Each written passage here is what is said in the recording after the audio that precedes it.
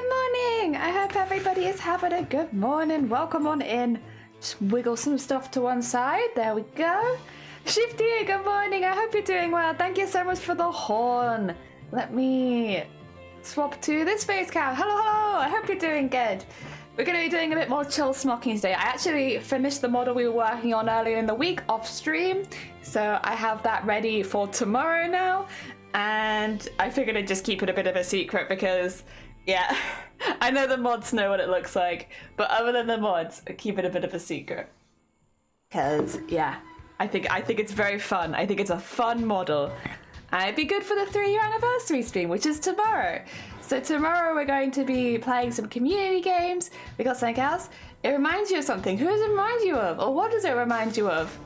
Bum, ba-bum, bum, bum, ba-bum, bum, bum, bum, bum, bum. Oh dear. It's still very early here. I feel like I'm still blinking the sleep out of my eyes. I didn't get up that long ago, so apologies, I'm a bit like, just woke up. I've got a cup of tea though, so probably by the end of the cup of tea I'll feel proper awake. Ah, dear. Yeah, we're gonna go chill today. Just gonna do some smocking. Probably what will end up happening, if I had to guess, just based on where we are at the moment, is that we will do the rest of the back, like, smocking that we'd started, and then I'll go and paint all of the bits on the top that I need to. I actually did a couple of tests on the top piece just to make sure the colour was showing up, and it wasn't showing up as well as I wanted it to. So I'm just going to be using white instead of using like a light purple. It's just because it's a very dark purple, I think, and I'd have to do several layers. And like, that's not the, no. One layer, thank you. So I'll be doing that afterwards, and then we can play some words on stream while we wait for that to dry, and then we can keep going. That's the plan. That's the current plan, anyway. Subject to change depending on how far we get. Lorelei, good morning. I hope you're doing well. Welcome, welcome. One cup of tea to rule the world. One and done. Oh, see, okay. I get behind the 1 cup of tea to rule the world, but I am not a one and done kind of cup of tea lady. No. I need a few cups of tea. Normally like 2 in the morning, maybe like 3 in the afternoon, and then some decaf in the evening. Yeah. I do drink water as well, though, I promise. One and done for the codes. Okay. DM Gillian wants. What? Dem? A dem? Yeah, literally, same, so hard. As soon as I did it for the first time, that's exactly what it reminded me of as well. Like, I'm not even joking, same brainwave. Like, I won't say it either, but I'm sure other people will say it tomorrow, because that's exactly what it made me think of. Not the tea, all tea forever, hell yeah, tea forever. I need like, 6 or 7 cups a day, maybe. Maybe 6 cups. Seriously, that's what I want to say, but I couldn't figure out. Yeah. I felt the same. Do not worry. Yeah, my VTuber model. How to put it? It reminded me of something. It clearly reminds Shifty of the same thing. I think it will remind a few people of the same thing tomorrow. But I am really pleased with it. It was also my first time working with like animation loops. So it's a bit janky, but it is something that I'm like, at least I know how to do it now. So if I want to like rig an animation loop for anyone in the future, I can do it. So that would be like tears falling down the face, like a wave that isn't attached to the breathing parameter, or like what I've got, I guess, which I'm not going to spoil, but I have got something. Yeah, stuff like that. It's a bit different. It's actually, I thought it was going to be really hard, but it wasn't too bad. It's a different process, I guess, but it wasn't hard. It's just like, another thing to look up. Looks really cool. Me too. Honest, it's very cursed. Again, I know a lot of people have an idea because they would have seen us drawing it, or they would have seen us rigging it earlier this week. But I'm very looking forward to debuting it tomorrow. Yeah, it's gonna be silly but fun. It's excellent, but excellent. If you like the ends, I don't need the ends. You can keep your ends. Oh dear. I hope everyone's doing alright as well. I don't know how anyone else in the rest of the world is doing, but it's been heckin' windy here. So windy. Oh my god. I actually went out in it yesterday. So some family came over and they took me out for a coffee, and it was like we got in the car and it immediately started sleeting, and it was all like horizontal sleet, and we were like, okay, this is a bit more than we bargained for. Oh dear, very windy. Did you Mary Poppins? We didn't, but I mean, we did hide in the car quite a bit because we were like, yeah, the coffee shop is just down the road, but you want to wait till it stops sleeting. The keyboard hates the shift key. Really? Oh heck, that does sound very shifty of them. What the heck? Oh dear. So yeah, but it was nice. It was nice, and then I got a migraine, so I spent the rest of the day kind of. I didn't do very much yesterday, to be honest. One thing I will say is we have all of the little... So, you know I have my little jelly in the corner. And my little jelly in the corner. I finished making the rest of them, so we have some very weird and cursed little stream buddies that we'll be giving away. I'm going to be offering them to a few people first because they've been very kind over the last few weeks. But then the rest of them will be out for tomorrow. I can show you those in a minute. Yeah. Wonderful, shifty as heck. Amazonia, good morning. I hope you're doing okay. I know it's been a very, very rough 24 hours. If you need to chat at any point, more than happy to outside a stream. Take care of yourself. Jelly in the corner. Eoden, good morning. I hope you're doing well. I was actually just going to show you guys. I think... Oh god. They are going to be fighting. Look at this. We got these ones. I think I need to get rid of this one. So I've got them a bit confused in these ones. The rest of them are much better, I promise. I had this one. This one. There you go. There's another group. It's gonna lag out my stream. Don't worry about it. Don't worry about the FPS. It's fine. Yeah, I made some Furbies. Don't worry about that. It's fine.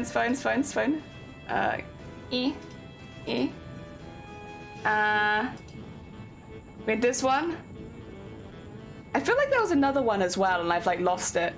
I'll probably just post them maybe in the Discord later, because I feel like I've lost a couple of them. I have 20. That didn't feel like 20, right? Starry, good morning. I hope you're doing well. Good morning. Currently sinking into my brand new... Oh, you got your new sofa? Heck yeah. You're the Furby. Oh god, the shroom. Himbo, good morning. I hope you're doing well. Thank you. There's probably a better... Actually, yeah, there is a better way of me doing this. Wait a second. Let me just be a really professional streamer. I made a video for this in particular. So it should be that I can add a media source, browse, videos, and then we don't have all the lag. What did I call it? What did I call my media source? Does anyone remember? I know that you weren't here. However, do you remember what I called my media source? I have a feeling it might actually be hiding in here. Is it that? No? What? It's not oh, no, there it is. Oh my god. Yeah, because I labeled them so that people could tell me which one they wanted. There we go. Now we have all of them. You called it maybe thank you. That's what I needed. I needed someone to tell me what I'd called it. There they all are. I love them so much. I had a really lot of fun making them, to be fair. Oh dear. How can I get it to... Yeah, there we go. I can just have it replay endlessly. There they are. Look how cute they are. And so some of them are kind of cursed. Oh dear. Simon Garfunkel, I called it maybe Darkness. I did. I call it Darkness, my old friend. There it is. Yay! There they all are. Pro streamer. Yeah, pro streamer. Very pro. I set this stuff up while I'm live. Whoa, so pro. We did it. Yeah, there will be a few people I'll be offering it to at first. I'm sure a lot of people already know, but that way I can make sure there'll be probably a few adopted. So what did I miss it for? Right, so I'm British. Hello, hi, I'm British, and I don't like accepting help or assistance, and I definitely don't like accepting help or assistance without giving something back in return, because I'm British and that's how I was raised. Brush. It is a flaw, but it is a flaw that I have. And so basically a couple weeks ago we had a few incidents happen back to back, and they were all quite expensive incidents, and it's just all really bad luck. Like my monitor broke, my camera broke, my teeth broke, everything broke, and we have had to pay to fix all of it, and there are some bits that I haven't been able to afford. So people basically I didn't ask for this, but people very kindly ended up donating, and I wasn't ready for that. I wasn't ready, and so I've made some little stream buddies, kind of similar to the stream buddy that I have down there, that people can attach TTS to. So that I can give them away to the people that donated, because I just don't feel right taking money and not giving anything in return, even though I know that they're fine with that and they donated not expecting anything in return. I still can't accept it, so I made stream buddies for that, so that I can give them away as little adoptables, because so that's why some people are gonna get first pick, because they've already donated, and I need to send them the video and be like, who would you like? I'm British is a flaw. It is a flaw that I have. And yeah, that's the ghost me. Sorry, I don't know why I really don't know what's triggered them being in my chat, so I don't know how to get rid of them, but they're there. Ignore them. Pretend they don't exist. It's a flaw a lot of people have. Don't try to keep that to yourself, like half of the art in the world. Artifacts, you know. Things of historical importance. Oh, thank you. And British, I know how you feel. Yeah, it's like I don't know, and maybe not everyone as well in the UK is brought up the same way, but it's like the idea that you don't take something without giving something in return. So yeah, I can't handle it. My heart can't handle it. It was very sweet, and none of the people ever expected anything back. But I will give something back anyway. So I made them, and because I really enjoyed having a little stream buddy, and I'm quite happy making little animated GIFs, so I figured that's what I'd do. And so I made lots of little animated beans. You get like an open mouth and a closed mouth one, but I'm just showing off the open mouth one because they kind of all speak at, like, you'll see, but they all speak and flap at different speeds. So like maybe you want one of these guys speak kind of slow, but then when you look at the cats, they speak really quickly. The dragon's like mid, the red panda speaks exceptionally quick. It just depends like which one you get, because like, yeah, so I figured I'd send that, because the closed mouth ones are kind of what you'd imagine. They're just that, but not talking. Yeah, gibberish. The real Excalibur, like you in my local lake. Unfortunately, not all Brits are made like this. I mean, I think as well, though, there's like a healthy middle ground that's not me either, where it's like, you know, you can accept gifts without having to immediately give something back. But also that you do give gifts where appropriate. I feel like there's like a middle ground, right, which we're all aiming for. But I'm not there yet. We're not at that middle ground, so I have to give back.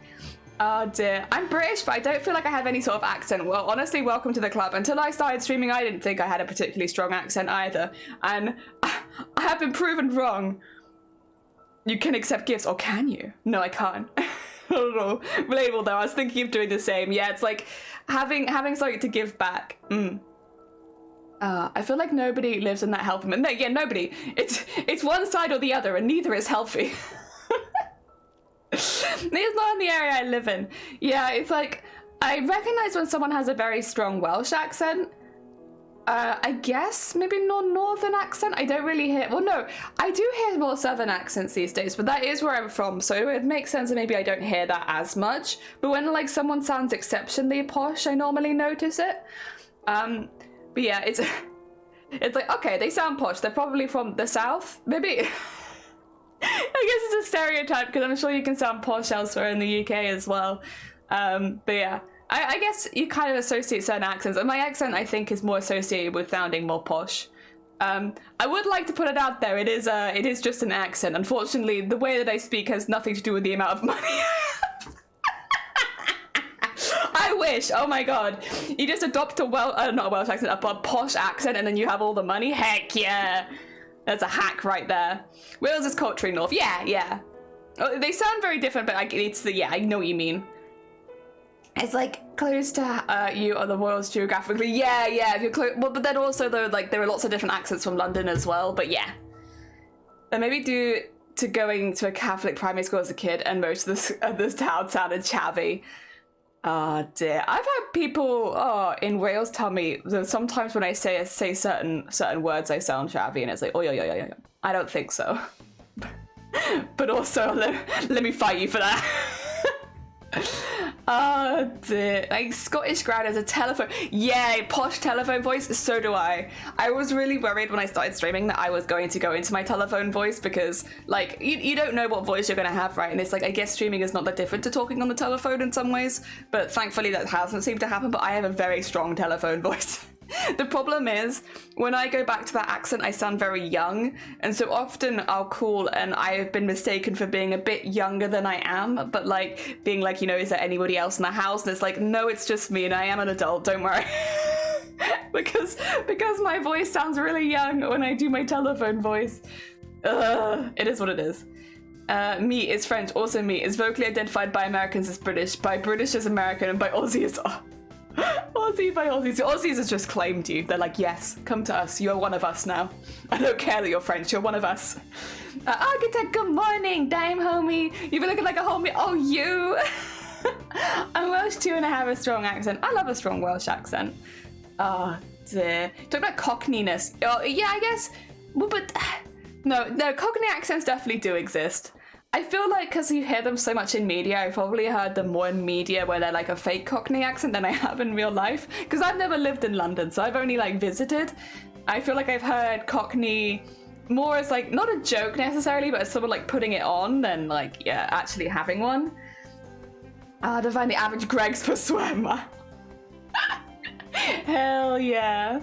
Customer service voice. Yes, customer service voice. The worst accent, you think? I don't mind Liverpudlian. Maybe it's because I have friends from Liverpool, so I associate the accent with like Fren. I'm like, oh my god, Fren! Liverpudlian, Fren!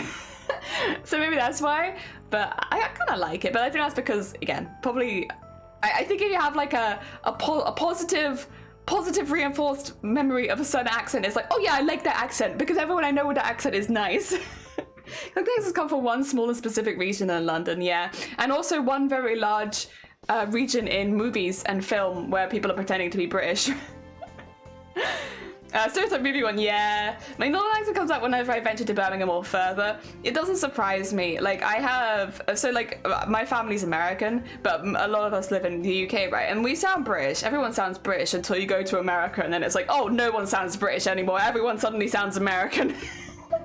I think if you're surrounded by people with a certain accent, especially if it's an accent that's familiar to you, everyone just switches straight back. Straight back. Fremb. Also, thank you for the hydrate. An ex-colleague was from Yorkshire, so it was very heavy. Oh, heck yeah. What are we doing today? I can show you. We're doing more smocking. So we've nearly finished this piece, and then we're going to do some painting.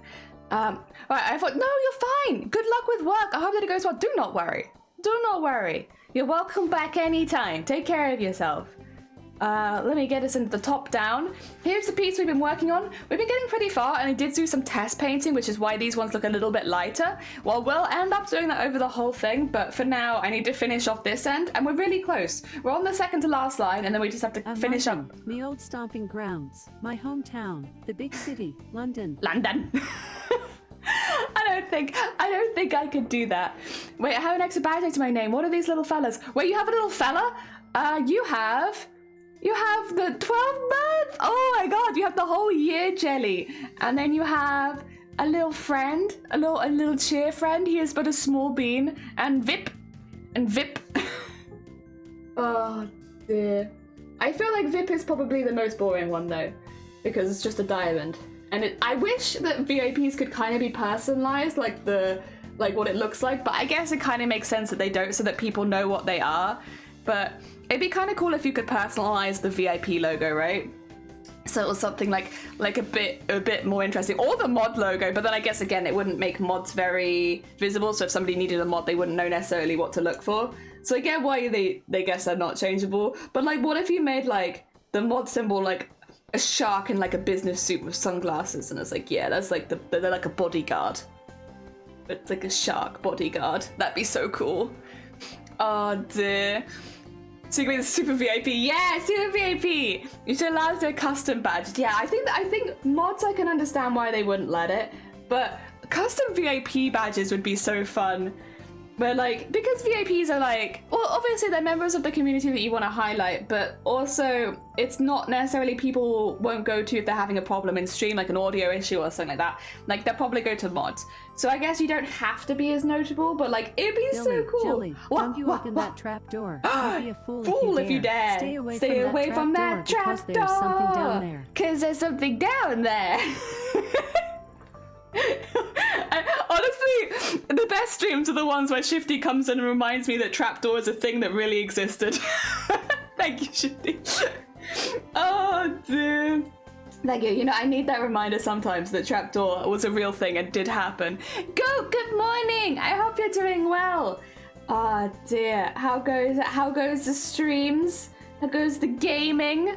You're welcome, thank you. No, I needed that. You know, for a short period of time there, I nearly forgot that trapdoor's a thing that existed. I need to be reminded.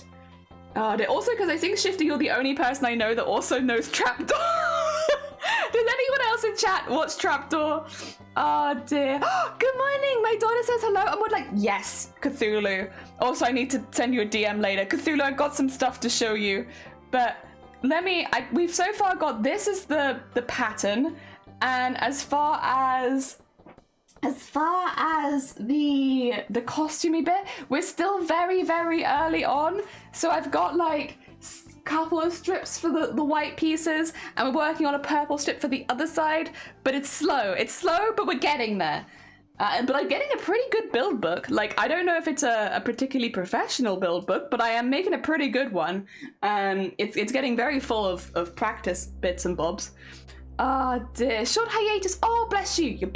They're fine. Do not worry. You take your heckin' hiatus. It's important. Breaks are important. Oh, excuse me. Sorry. That was a very quiet hic, but I did do it. But it was very quiet. It wasn't really a screech. Oh dear. I need to draw myself hanging out with this little... Yes! Oh my god. Add Shifty into the... Can you... Okay. Could you, this might be a little difficult because obviously it's a very specific style, but like a Play-Doh Shifty in the trapdoor universe. Could you draw that? I don't know. I feel like that's a bit hard because obviously that's a very different art style to draw in, but that would be so cool. Is this called for a competition? It will be. So the plan is, originally it was going to be to enter TwitchCon, however now I think it'll be to enter Crown Champions in 2024, so that'll be November 2024. So we've actually got a really long time to finish this. Luckily, most cosplay competitions don't have like a set time period to make it. It's just like, you know, make it when you make it kind of thing. So if it takes longer than a year or something like that, there's no real problem with that. It's only TwitchCon that has the rule of like make it within a certain amount of time. Now there is a bit of a caveat to this, which is if TwitchCon does open a European cosplay contest in the future, I will still aim for it, just because the majority of my audience is on Twitch, and I would want to make it for them first. But if they don't, the main plan is to be entering crowns. So, you know, we got two plans basically. Two plans. Oh dear.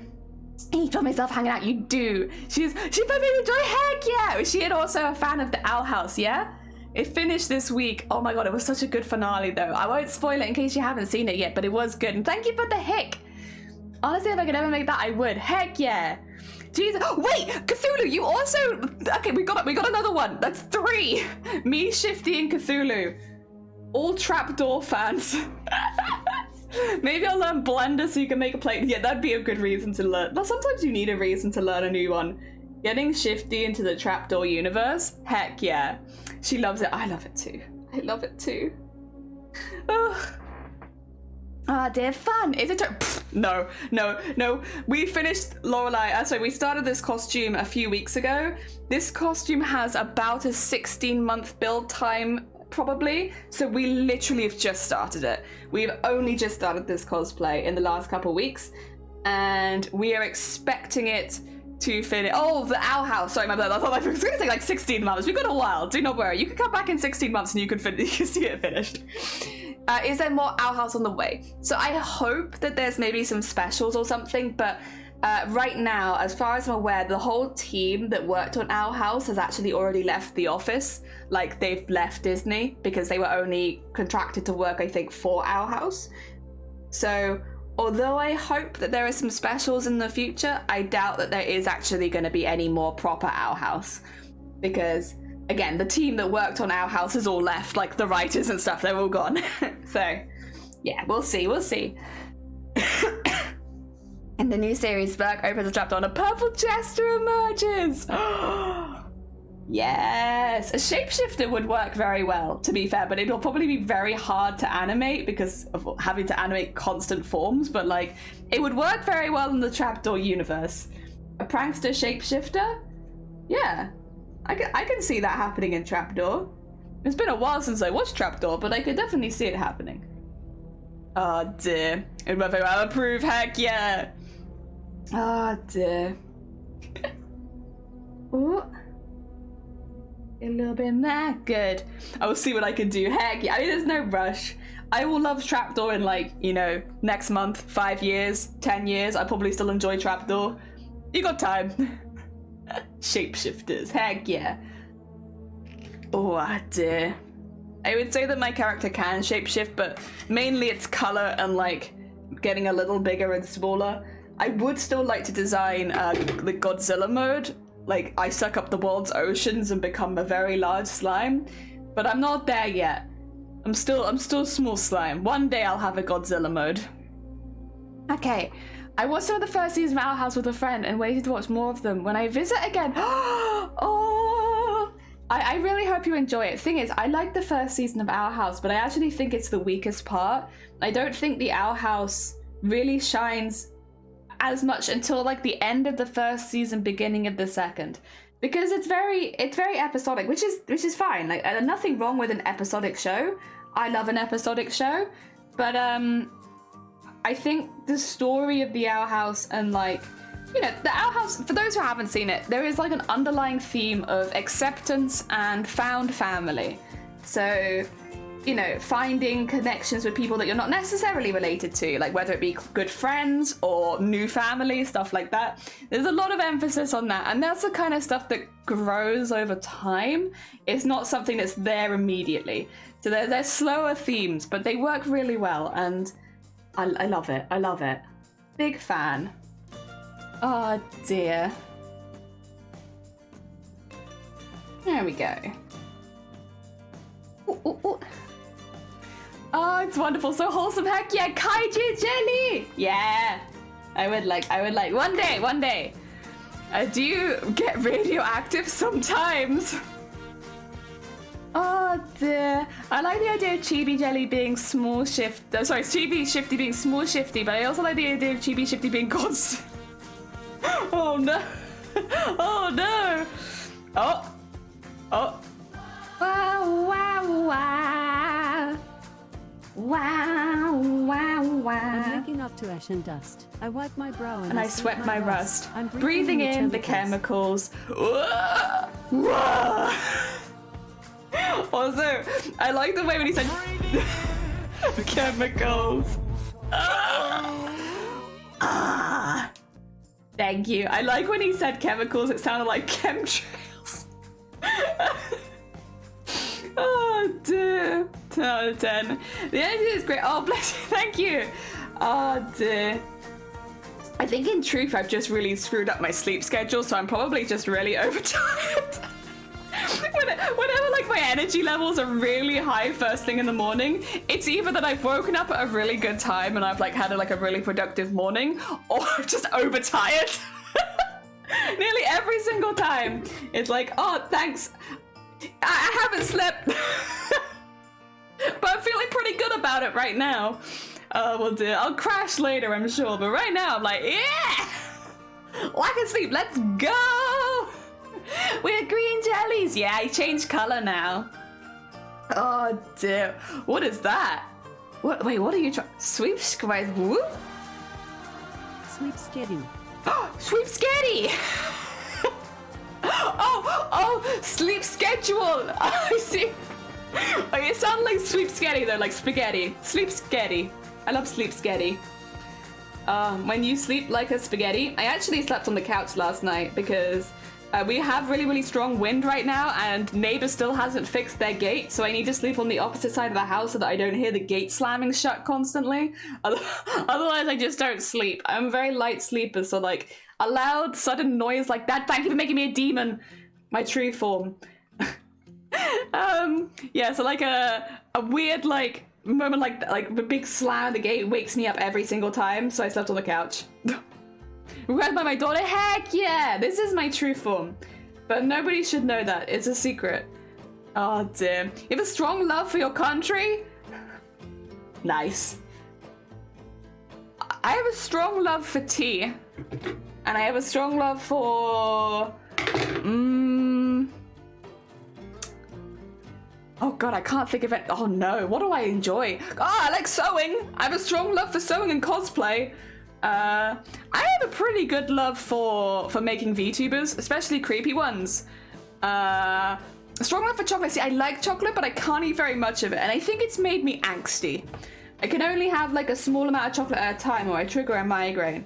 So, I think chocolate makes me angsty these days. I still like it, but it gives me angst. I have a strong love for the color gold. I do have a strong love for the color gold and everything gold. I do like that. Yes. Elliot. I have a strong love for Elliot from Stardew Valley. I have a strong love for ducks.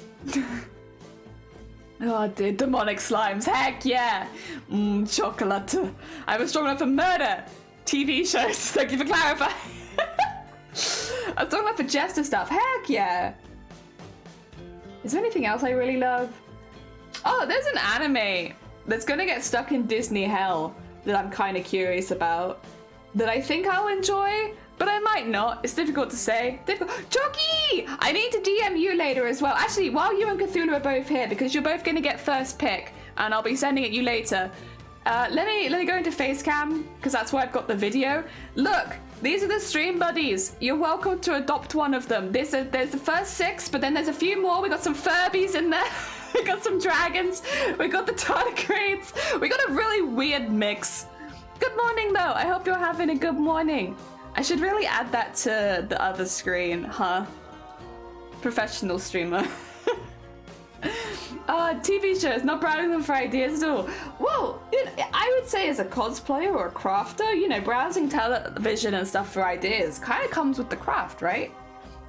An anime, you say. Yeah, I need to find out what it's called, because I know it has an English title.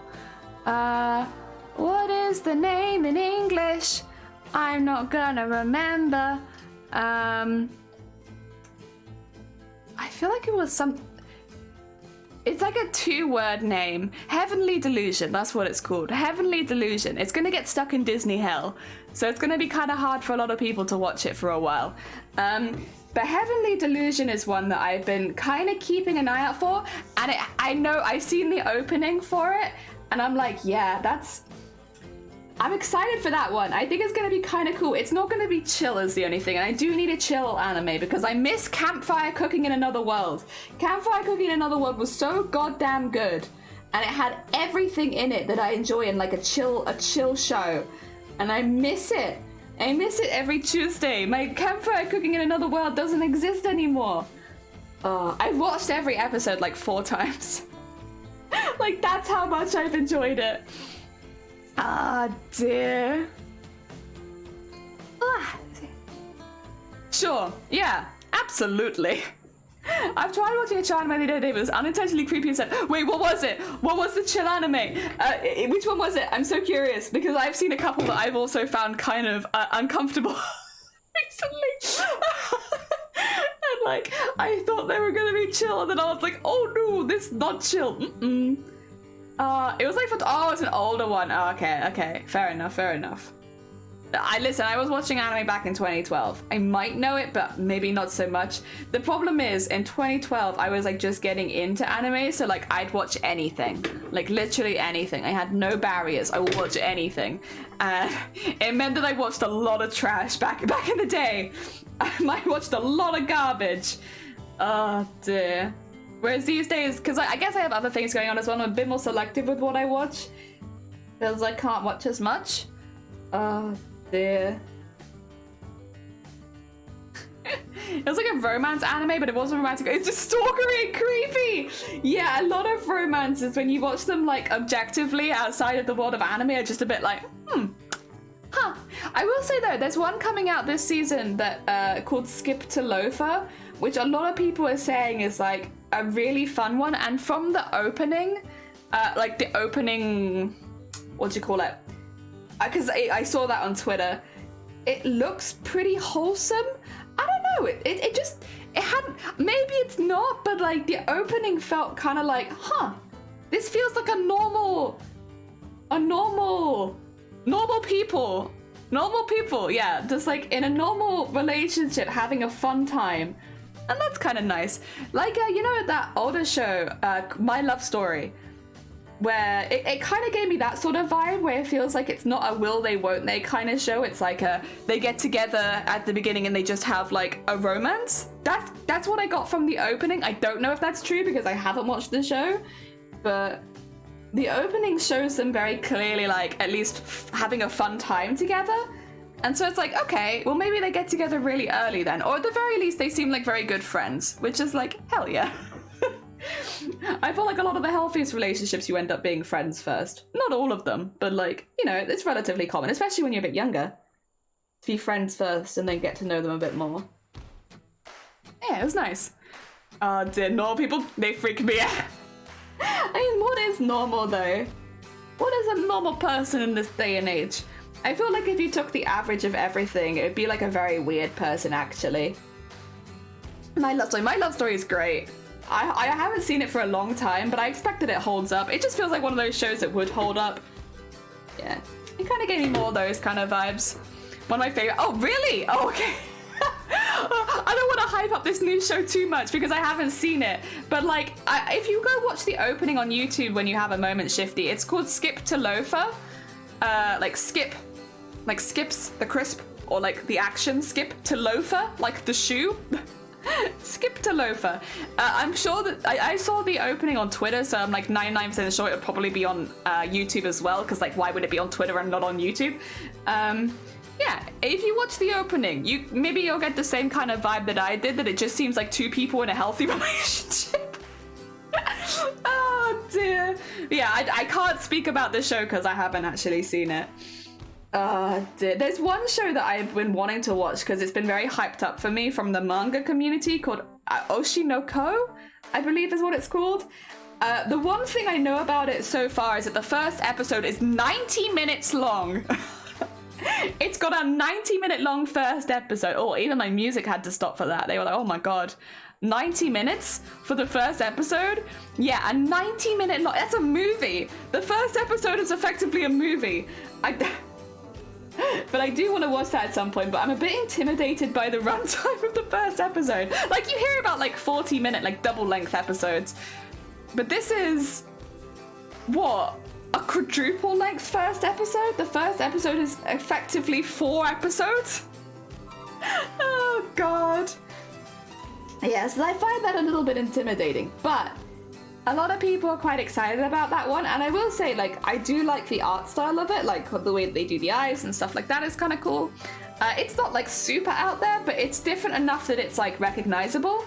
So yeah, like whenever I've seen promotional imagery, I know that it's for that, because like it definitely looks different to a lot of the other things coming out this season. Kind of similar to Skip to Loafer, to be honest, in that they both still look like anime. They're not that unrecognizable, but it's like they definitely have like a specific art style. Kind of cool. I'm excited for that. Oh dear. Otherwise, I've been kind of busy.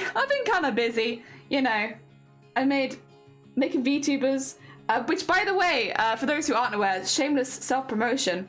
I'm opening for VTuber commissions for the first time ever tomorrow. I'm only opening with a couple of slots, so we'll be dropping all the information on that in the Discord. If you do want a VTuber that's made by me and is also half price, initially for like opening sale, I guess, that starts tomorrow. Yeah, it'll be like very similar style to the one that I'm using right now, maybe in my more normal colors. But yeah, so if that's something that you want, be in the Discord. That's gonna open tomorrow. It's part of our celebration for 3 years of streaming. So yes, that opens tomorrow. I'm very nervous, to be honest. I'm like very, very nervous because I've never done anything like that. But I'm also quite excited because I do like making VTubers and I do like drawing them and I do like rigging them, and so I'm quite excited to see people's designs. Yeah, I'm a little nervous, but I'm sure everyone's a little nervous the first time they open up for this kind of thing. I think that's just normal, right?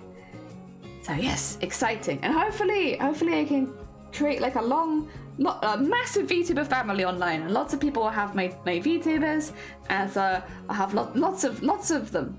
Heck yeah. Yeah, commissions are scary. Yeah, I am nervous. I think the one thing, I guess a positive of having like a Twitch community is like the majority of people that probably will commission are people that are already in the community, that already know me, because like I'm only at the moment releasing them via Discord, so you probably already have to know me and know like the kind of VTubers I make and the sort of stuff I do to want to commission me. So hopefully, you know, I shouldn't get too many people asking me for stuff that I'm not offering, because I think that's one thing that happens in VTubing a lot. People be like, you know, I want to commission you because I love your art, and then you show them the art and they're like, no, can you do this in somebody else's style? And it's like, no, if you want to have it in another style, commission somebody else, kind of thing. But because it's only going to be really open to this community, hopefully it should be pretty chill off the bat. Ah, dear. Yeah. Yeah, I hope it's gonna be okay. First time, after a while I get used to it. Hopefully, yeah. Get used to the process. I have actually applied, hopefully to have some more official stuff for the future, just to make commissions a little bit easier as well. It won't be initially, and I wouldn't want it to be initially either. I want to just do it like with Google Forms and stuff like that to start with. But maybe long term to have things be a little bit more professional, which would be nice. But the only fear with that is that it would then be open to a larger community. It's always a fearful thing. I'm sure I'll be very nervous when that happens as well. But for now, this is good. My daughter has a love for Hero Academia, and of course. Up to date on the anime. I've watched the most recent season.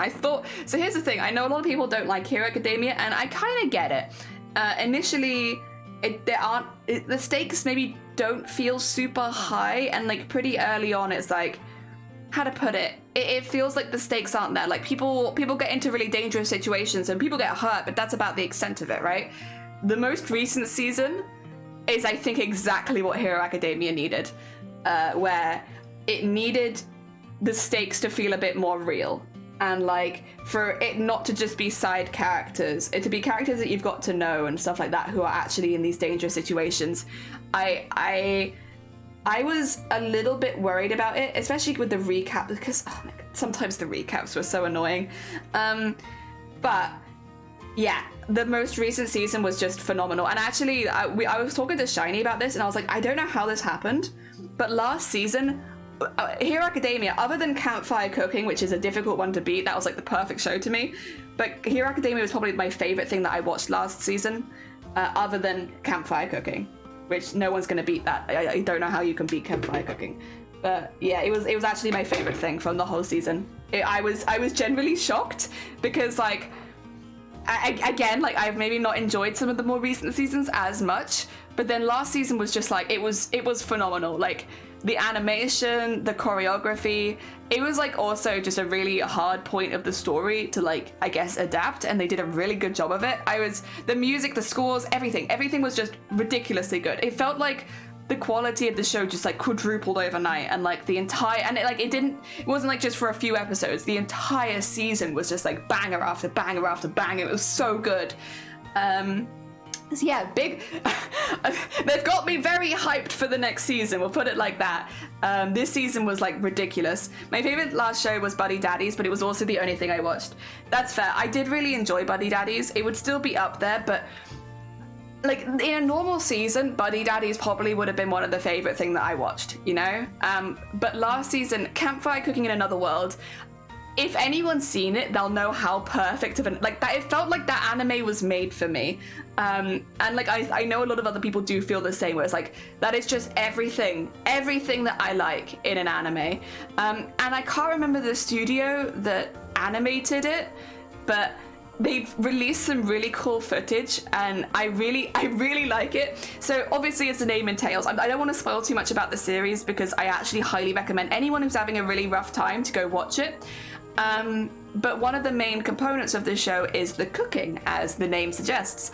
And for every single meal they make in that show, the animators also made that meal, and they filmed it with the same angles that they would use in the show, so that they could literally, like, frame for frame, perfectly animate all of the food scenes. And it shows. Because the animation is pretty standard for the majority of the show. Like, it's not bad, but it's, like, not anything ridiculous either. Until it gets to them showing them making food. Until it shows the weight of the meat as they cut it and stuff like that. And then it is some of the best food porn that I've ever seen in anime. Like, it's really good. It's like those Studio Ghibli compilations of, like, them making food. The show. I will say, it also, at least in, like, UK time, the show always came out at about dinner time, so you could, like, watch it while eating your dinner, which was, like, perfect. It was literally, it just felt like the show was, like, perfect. It's hard to describe. So, like, it's not a ridiculously out there show or anything like that, but you can tell the people that made the show really loved it. I will say as well, it has one of my favorite outros that I've seen in a while. The outro is really, really fun.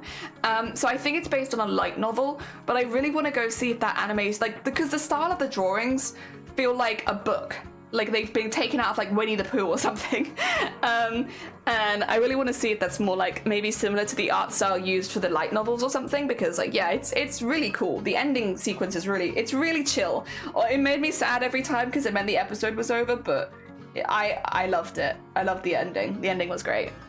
I'm so excited for Delicious Dungeon. Yeah, like, I hope that they give Delicious Dungeon the same kind of care that they gave Campfire Cooking, because if they do, I expect it'll be another banger, right? Oh dear. Studio Trigger. Yeah, well, this is a thing as well. Like, I hope they give the food the same care. Yeah. I mean, animate. It was no. Animate. It's going to be not animated. Animate. No. I will not let you correct that. It's going to be animated by Studio Trigger, because that's also true. And then, yeah, with Hero Academia having such a strong season, maybe Buddy Daddies would be... Oh god, there were a few really good things that came out last season. Maybe third? Maybe fourth, because I feel like there was another thing that I really enjoyed. Oh, yeah, okay. There was another show that I really enjoyed, which again was, like, not anything super special, but I just liked it, which was the icy guy and his cold co-worker or something like that. It's like a simple thing. It's a simple thing, but it's an anime about two office workers. And, like, I feel like in anime you don't often get older people doing normal jobs as like a basis for the show, and it was just a really nice romance. I don't know, they both liked cats, and so they bonded over their love of cats. It's like a very normal thing, and I really enjoyed that one as well. I think maybe I'd put that as joint third with Buddy Daddies. Yeah. Dear. I like the second season of Way of the House of It. It's a serious joke, but it gets funny every time. Oh dear. Fair enough. Yeah, actually, I say that I watch less anime than I used to, and I do watch less anime than I used to, but I still watch, like, 15 shows a season. I still watch quite a lot.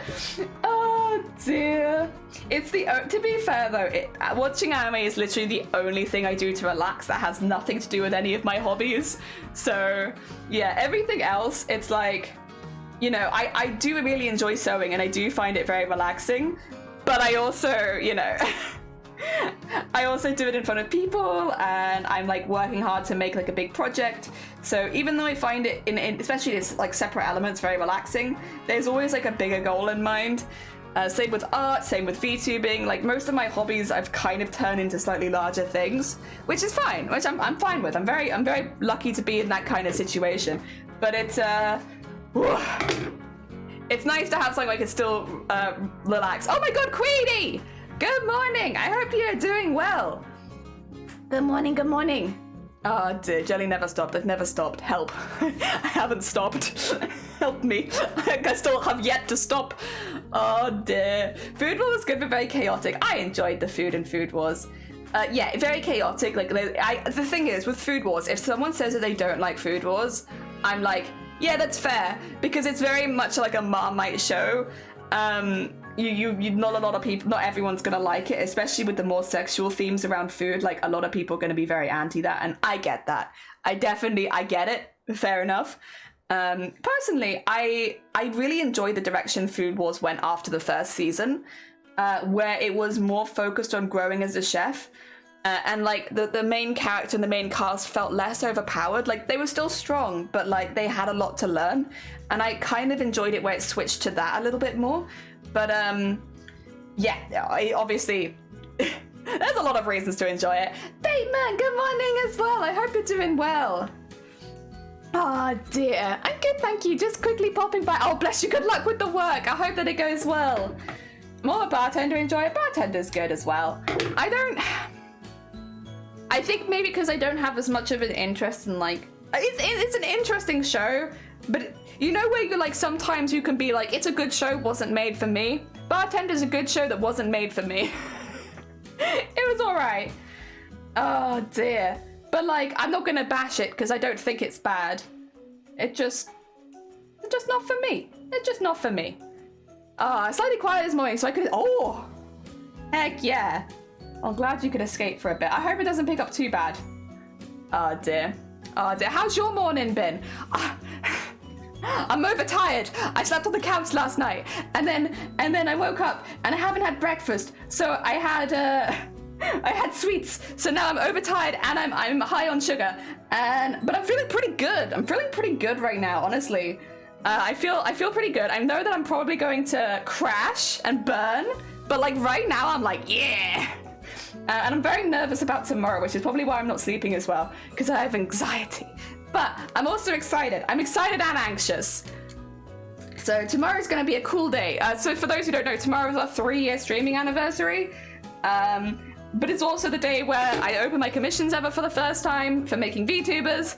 And there's something else happening. Oh yeah, we also debut the stupid thing we made earlier in the week. I'm not nervous about that. That's going to be great. The vibes are immaculate though. Heck yeah. Oh dear. Sweet's the best breakfast. Yeah, I shouldn't really have too many sweet things, to be honest, because it always seems to give me a migraine. But listen, we don't have any bread. The only porridge we have has sweet stuff in it. So I'm like, you know what? It's not ideal, but it's not the worst thing that we have in the house, and it's better than nothing. Congrats! Yee! 3 years, thank you! Yeah, I'm so excited. I can't believe it's been 3 years already, but I do feel like that's just the way we're streaming. Everything kind of blurs together, and then you're like, oh shoot, time passed. But yeah, 3 years tomorrow. And honestly, it's been lovely. I've had a lovely time streaming, and I mean, I don't plan on stopping anytime soon. So, hell yeah. Oh dear. We always try and do something a little bit special for the stream anniversaries. The first year we did a speedrun of Final Fantasy IX, which we've been like practicing to do all month. The second year we did like a big charity event, I think. And then this year we'll open commissions for the first time. So done like a little special every single time. It's not been the same thing. We don't have like a theme, but I don't know. It makes me happy to do something a little bit different. And we'll be playing community games all day. So like lots of marbles and nitro races and stuff like that. So yes. Plans. Jane brings amazing things, aka this man. I would like to put it out there that myself and Shiny had also made guesses before the announcement. The way that Shiny put it is, you can kind of just tell with British people. It's kind of obvious. Not in a bad way, but like I feel like there's a way when British people talk to each other a bit different when they're like interested, and it's like, Bateman be talking a little differently. Something got Bateman acting different. I think it's this person. Oh dear. Yeah, I went and told Shiny, and Shiny was like, knew it, called it. I mean, I know that you haven't met Shiny Queenie, but Bateman has. You can imagine Shiny's smug face, I'm sure. Being like, yeah, called it, knew it. Way too British. 10 out of 10. Oh dear. Yeah, I noticed immediately too. I think a lot of us who probably knew Bateman were like, something's afoot. I'm not gonna say anything because I don't want to be the person that makes stream weird and awkward, but like, something's afoot here. Oh dear. For those, again, in my community that are not aware, Bateman's a friend that I've had in real life for like a fair while at this point. They also stream, and they have been streaming a lot with someone called Queenie of Rivia. I don't know who that is. They're streaming a lot with them, and there was just a vibe. There was just a vibe in the streams where I was like, something's a bit different here. Oh dear. And on Bateman's 2-year anniversary, they announced it to the community. They were, in fact, getting together. Oh dear. Yeah, you noticed immediately too. I knew a lot of people were catching on very quickly, so we couldn't hide it much longer. Well, this is the problem. Bateman is a very good bean, but they are not subtle. They're a very good bean, but like, and especially I feel like for Shifty, and even for me, who's known Bateman for a while, it's like, you can kind of just tell. You can kind of just tell. And they're also British. Oh dear. Yeah. I mean, even Shiny could tell. And Shiny doesn't talk. And Shiny was like, yeah, there's something happening here. Yeah. He isn't a very subtle beam, but he is adorable. Heck yeah. Oh dear. It was very funny. Bateman is not subtle. Like every time, it was really weird. Like every time Queenie came into the call, he'd start making all these like subtle donkey noises, and he'd be like, yeah, braying and like making excited like hoof clopping noises, and it was like, what's going on? Like that's not like Bateman. Bateman's normally like very anti the donkey noises, and suddenly it's like 24/7. Jeez, yeah, you can just tell when a British person is interested. It was like, oh, wooga, yeah. Poor Bateman is probably on mute because he's at work. He has no idea what we're talking about. And, because I remember Bateman saying like, oh yeah, I like your streams, but because my PC doesn't have sound, so I can't hear what you're saying. Poor Bateman is probably looking at the chat with their PC with no sound being like, what the, yeah! Yeah, I'm probably like hearing, like watching everyone in chat talking about them, like, what is Jelly saying? You'll never know. Oh dear. Too much power. Too much power. Alright, got a couple ends to tie up, and then we have, oh, is that tight enough? I feel like that could have been tighter, but I mean, it's holding it in place, so I guess it's fine. I got a couple ends to tie up, and then you'll watch the VOD. No. No VOD watching for you. Aren't you streaming later? You can't watch the VOD. You're streaming. You're busy. No. No. No.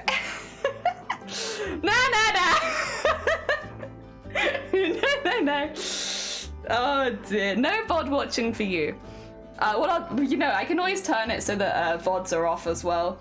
I would do that specifically so that Bateman didn't know what we were talking. I would do that out of spite as well. I turn off my VODs for a day. Oh dear. Yeah, I got a couple ends. I got this one, and then yeah, we can turn it over, and then we'll do a painting, and then we'll do some words on stream, but I can actually participate because I'm not going to go make lunch. I am just waiting for some paint to dry. Secret talking about him. Heck yeah! Oh dear. The other way of doing it is if Bateman and Shifty are streaming at the same time. You can go into Shifty's stream, I'm sure, and then Bateman will never know because Bateman is also busy being live. So how are they gonna find out? They'll never find out. Oh dear. Here we are. And what? And in here. Oh, there it is. Where's my very secretive line? There it is. This is the last one. We've actually gone through this very quickly. I do feel like we're getting better. True. They'll never know. Exactly. All the secretive chattings. Oh dear. We will have to do some kind of like summer picnic get together though. The weather's obviously a bit at the moment. It's April shower time. But when it gets a little bit warmer, big summer picnic. Then we can all bring food, like a potluck. A potluck summer picnic. I make a pretty mean lasagna, but I don't know if that's the best thing to bring to a picnic. Hello, I brought cold lasagna. I can't think of too many cold foods that I make, so I'll have to look through the recipe book. But yeah. I did love that. All the cheesecakes, heck yeah. Oh dear, honestly, I love picnics. Picnics are like my favorite. Where am I? There I am. Okay. I love picnics. I think they're great. Oh dear. I only got to go on a couple picnics last year, but I enjoyed them thoroughly. The picnics that I went on, 10 out of 10. They were good picnics. I make a good lasagna apparently, but I could be wrong. You do make good curry though. Does it taste good cold? We're gonna need to bring a microwave to this picnic, huh? Where? So that we can all bring our hot food in the middle of summer as well. Oh dear. There we go. What cold things do I make? Wait, what? What do I make that's cold? Shoot, I'm not sure. I've always wanted to learn how to make quiche, but I don't know if anyone wants to eat quiche. I'd like to know how to make it though. Like, I've had good quiche, and but then I've also had really quite god-awful quiche. But I'd like to know how to make a good quiche. I want to be a jelly who can make a quiche. You know? Oh dear. Oh yeah, Cthulhu's also UK based. We're gonna have to work out where is in the middle of all of us. I know quite a few of us are based in Wales. Oh my god, stream a picnic in the park. We'll have to work it out. It's probably gonna be in the ocean, is like the technical middle ground. You make the kit. That's cold. Perfect. 10 out of 10. That's a good one. Sandwiches, jerk chicken. Oh dear. I can make a tequila sunrise, but I can't drink it. But I'm pretty good at making tequila sunrises. I had a lot of practice. Earth, there's a lot of human open spaces here with human people and air. True. That does make it a little more complicated. Also, let's get the painting done. I am just using gesso. I'm sorry, I know it's not fabric paint, but the fabric paint wasn't showing up very well, so I've just resorted to gesso. And you know what? It works. So I'm not gonna bash it because it works. Let me just rip off some paper really quickly that I can use. This is like a plasticky paper, so it works well as because I can't recycle it anyway. It works well as a, what do you call it? A little palette. It says thank you on it. This is our toilet paper thingy. Nice. All right. Just so I can get like a little bit extra off of the brush, because I don't need that much gesso.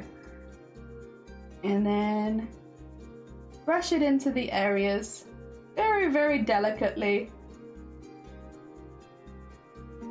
To lighten up the center of where the bows will be.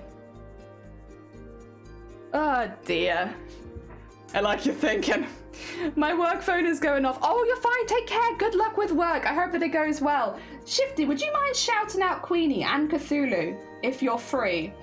Because Queenie, very, very sweet bead. You'll probably see them more in Bateman and Shifty streams when they're not working. But they're a very, very sweet bean streamer as well. And then we have Cthulhu, who is a very, very talented maker and crafter. An artist, of course. So if you guys enjoy the kind of stuff we do here, you'll probably enjoy the kind of stuff that they do there. Well, and if not, I can shout them out once the paint is out of the way. Right now, I have got the paint set up right in front of my keyboard. That's my bad. That's my bad. At least I can give them a verbal shout out if Shifty's busy. Well, thank you, I jump scare a lot. Heck yeah!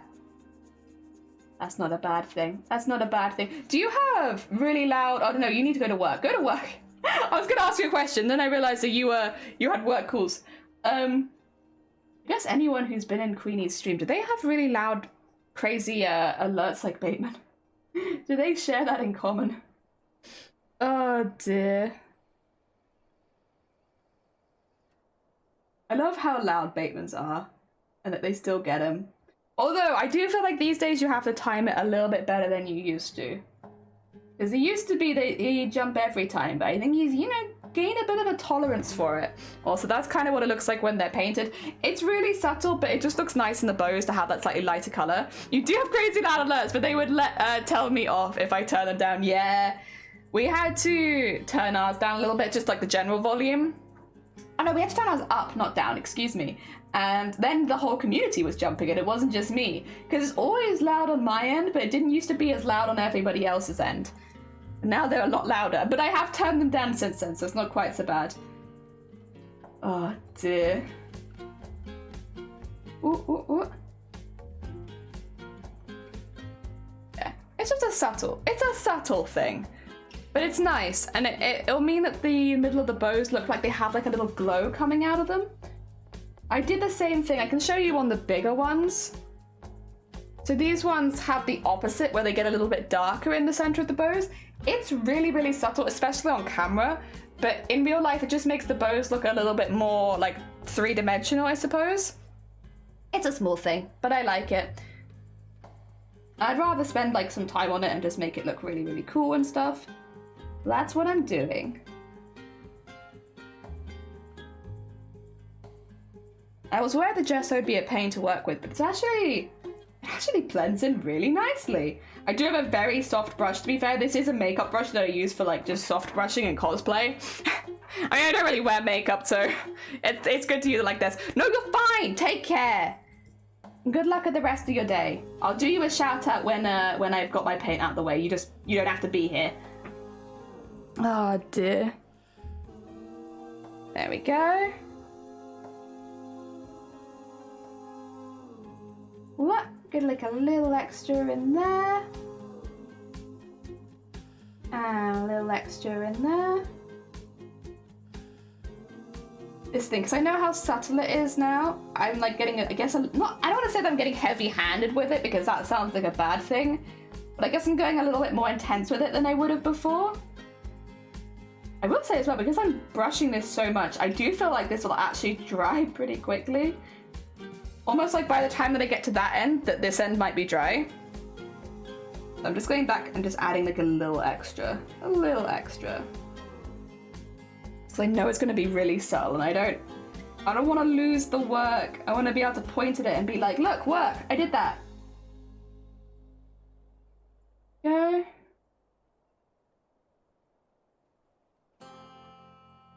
Yeah, that's a little bit better. A little bit more obvious there. Okay, like honestly that already is starting to feel dry though. Jesus. I'm gonna have to work fast.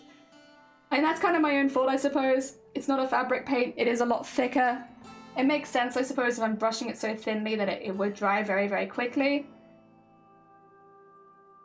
I think it would look really good though. I think it's gonna look really, really cool once we sew the bows together and they have like that little white glow coming from the inside. I actually think this side might even look cooler than the other side. I started with the other side because it was easier to draw the grid, to be honest, but yeah, I think that effect might look even cooler over here. So I'm just going back over the initial ones, which I've done before, because I just want them to be a little bit more dramatic, especially like right in the middle. Go.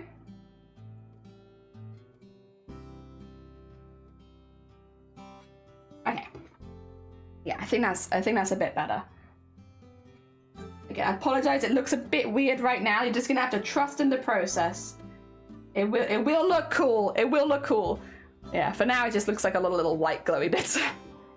We'll get that. I also need to find the white beads. They might actually be in one of the boxes right now. Yeah, I'm gonna have to grab those out. I do have some white beads for this, but because I hadn't used them so far, they're away right now. Okay, get some more white on there. Excuse me.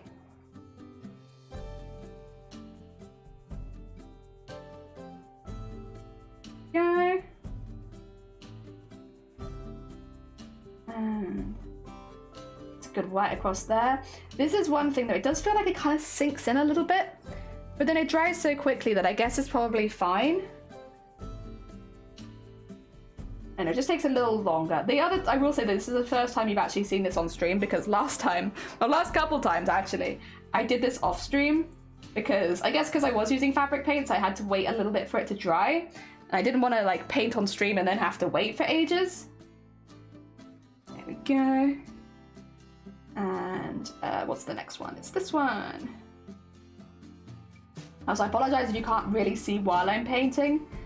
I'm just kind of having to like pull bits apart so that I can get in and paint the bit that I want to paint. And I'm trying to avoid painting the bits I don't want to paint.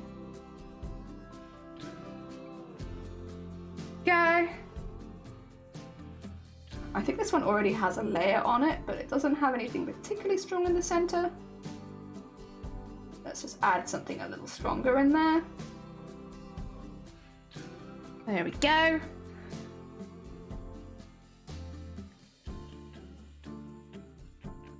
Yeah, that's looking pretty good. That's looking pretty good. These are going to be some pretty cool little bows. I think it's okay if they're not all exactly the same, because I'm sure once I sew them together, they wouldn't be the same anyway. Oh dear, right. Nearly halfway. Oh, that's a bit. Make sure that's not completely tucked in on the edge, so I won't see it a lot anyway, but get it a little bit out of there. Otherwise the bow will look weird. But it's drying so quick. I'm gonna have to wash this paintbrush carefully afterwards. It's been a while since I used gesso. I think the last time I used this gesso was when we were making the Digimon table. A while ago on stream, for any new people here. I bought this table from a charity store, and it was like a couple, it was like 10-15 quid for this huge table, because the table was like really roughed up. Like, it needed to be completely sanded down, and because we had to sand it down so much, we decided that we'd paint it, and I asked Shiny if I could paint it like Digimon, and so we have a Digimon dining table now. It's very cool. I like it a lot. But we did that on stream, and I think that's the last time I used gesso. It has been a while. Phoenix, good morning. Walks in, ring a bell, shouting, unclean, unclean. I hope you're doing good. Good morning. We've just finished the smocking for this piece, and we're just going through and like painting the bits where the bows are, so that they have like a white glow coming from the center once we sew them together. And as mentioned, I'm using gesso rather than fabric paint, which maybe that's a crime, but the fabric paint just wasn't really sticking very well, and it was like way too subtle. So this seems to be like working a little bit better. Yeah, because I just want to get them like a little bit light, so that when they pinch together and become bows, there's like a glow coming from them. Yeah. My parents are coming over. Bring out the fancy table! The fancy table. Shifty, are you free to do a couple of shout outs? Just because, if not, don't worry, I will do them. It's just, right now with the paint, I can't. Are you free? If not, do not worry. Sure, thank you. Would you mind shouting out Cthulhu? Shouting out Queenie, shouting out Bateman, and then also shouting out Feathered, if that's okay. Sorry, there's a few. They're all very talented beans. Queenie and Bateman do more gaming streams, and then Feathered and Cthulhu are artists and makers and crafters.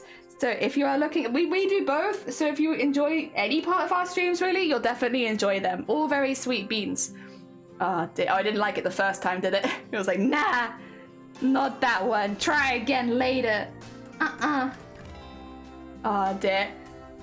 Thank you so much, Shifty. I do appreciate it. Sorry, normally I would do it, but I just don't want to get paint on my exquisite keyboard, you know? Gotta protect the keyb. Very important. Especially from this, because this will definitely cover it. Gesso is great for coverage. And difficult to get off. Oh dear. Thank you! Oh dear. Would you do Cthulhu as well? Thank you. Wait, is that what you're here for? Are you sure you're not here for Shifty96 Jester and making my little stream buddies say heinous things?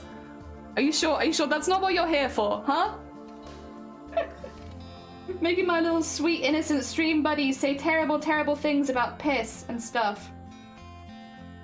Maybe I was wrong. I thought that's what you were here for. Oh, you did? Oh, sorry. Ah, dear. I mean, that too, yeah. Oh, dear. No, if you've already done it, don't worry. I must have missed it. That's my bad. Wow. Oh, dear. Look at all that. We're getting there. I think we are halfway now. It looks a bit weird, and that's fine. It's fine if it looks a bit weird. We get there. Oh, dear. Yeah, thanks, Shifty. I appreciate it. We appreciate it. Oh, dear. Feathered, how have you been? I hope it's been going well for you. I hope you're doing all right. Maybe that you have some nice snacks. Number one. Tampon in steak. Yeah, also that. You're also here for that. Thank you so much for the bit. I appreciate it. Oh, dear. I hope everyone has some nice snacks, actually. I hope some people manage to get discount Easter chocolate. We had loads of discount Easter chocolate near us. We were very lucky. I think I was talking about it on Baemon's stream because Baemon was like, what are you up to, Jelly? And I was like, well, actually, we're just about to do a run to see if we can get any discount Easter stuff. And I can happily tell you, oh my god. Dear, I can happily tell you, we got a lot of good Easter snacks. They had like Lindt, the really, really big Lindt chocolate eggs at half price already on the Tuesday, like the day after Easter. So like, I got one. I haven't been able to eat very much of it yet, unfortunately. Like, chocolate takes me a really long time to eat because I'm always being very careful with it. We got that, Terry's chocolate orange eggs, all of the Lindt in the orange flavor. So not like the egg ones, but like just the boxes of Lindt were all half price.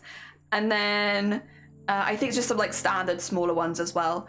They had like Terry's chocolate orange is pretty cheap as well, so we got one of those because they last forever. Like, this is the thing, this Easter chocolate doesn't go off for a very long time, so yeah, it's okay if I take a while getting through it. But we have fully stocked up the shelves with chocolate now. We have plenty of chocolate. Oh dear, and very cheap, honestly, especially for Lindt. Lindt is normally pretty expensive. So like, we got the big egg for like, I can show you the egg because it's still in there because I haven't eaten it. I've opened it, but I haven't eaten it. Oh no, you can't see it anyway. This one, the assaulted Lindt, for like £6, and it's a big one. Ah dear. Nope, I think normally it's £12. Yeah, pretty good. That's the only one that I've got because. I've got specifically because, again, it takes me such a long time to eat chocolate, there's no point in me getting more. I also got given a Smarties one, and I've only eaten the very top of the egg and the Smarties inside. Because it takes me so long to eat chocolate. But I'm getting there. Listen, and it's nice to have the option, you know, of being like, well, if I fancy like a small bit of chocolate, I can have a small bit of chocolate. I hope you have a good snack. Number one yeah, that's number one snack. Number one snack on channel. Number one. British food. Oh dear. Oh. Excuse me, do you mind if I just grab some tea really quickly? I'm dying. I'm dying on my throat again.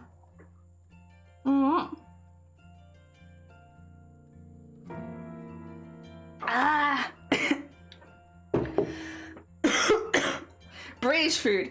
Oh, you say that, Shifty, but surely by that, if it's British, it's in food. So would that make Welsh cakes food? Or Barrabrief food? Because technically that's British food as well. I know it might specifically be the Welsh part, but it's technically British food. Wales is in the Britain, isn't it? Oh dear. Honestly, I just like dragging other cuisines down with me. You know what I ate yesterday? I was feeling really sicky yesterday. I have those evenings are just like sicky evenings for me. Dear.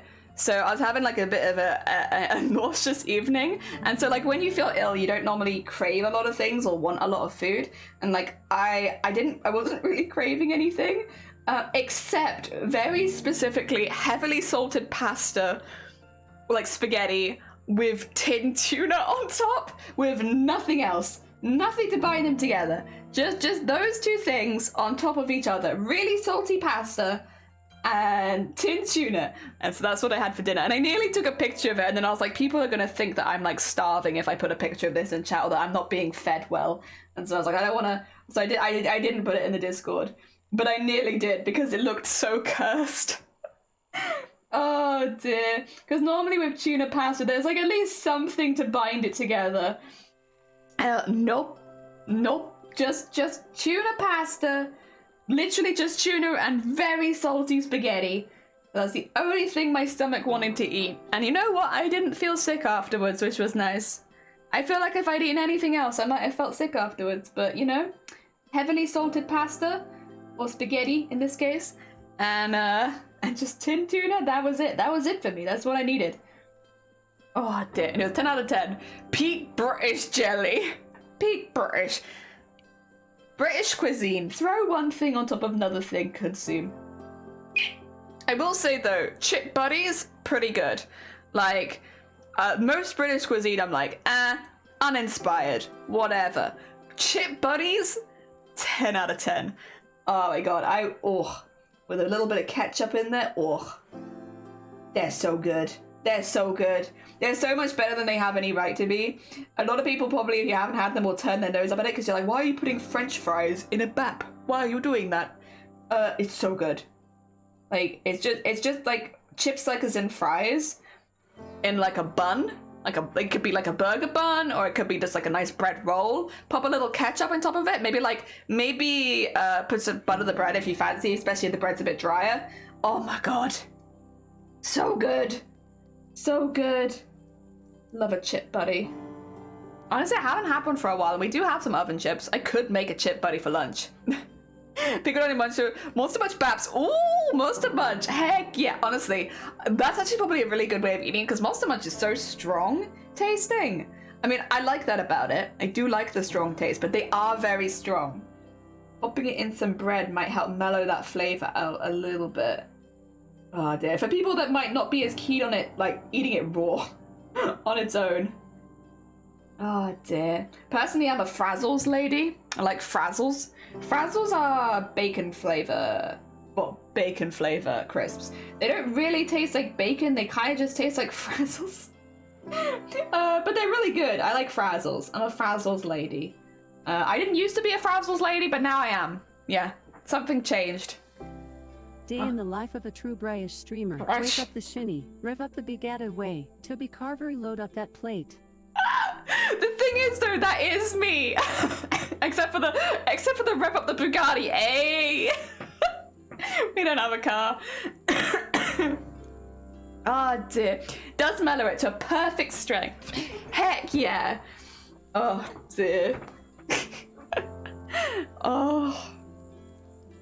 Yeah, I do like Monster Munch. I don't see them in Space Invaders as well. Like, are they called Space Raiders or Space Invaders? I'm sure someone knows, but like those crisps as well, very strong, pretty good in a sandwich, I imagine. I used to like adding crisps to my sandwiches anyway, though. Like, I used to like adding cheese and onion to like a ham sandwich, like cheese and onion crisps to a ham sandwich. Reg up the Digimon Devil, Heck yeah. Also, Luna, good morning. I hope you're doing all right. Welcome on in. We are painting our smocking ready for beading, although I will need to find my beads. I think I know where they are. I have like a box full of... to be fair, it's a good opportunity for me to show you my box. My box full of crafts and beads and sequins that I'll be using for this project. I don't get to show it off very often, because I do buy a lot of things in advance for these kind of projects to keep the price down as much as possible. I just do some bulk orders at the beginning. Yeah. I can show off some of the stuff that I've got. It's pretty cool. It's pretty cool. You get to see lots of beads and sparklies. Welcome to beading, heck. Oh, I've been Listen, I've been here.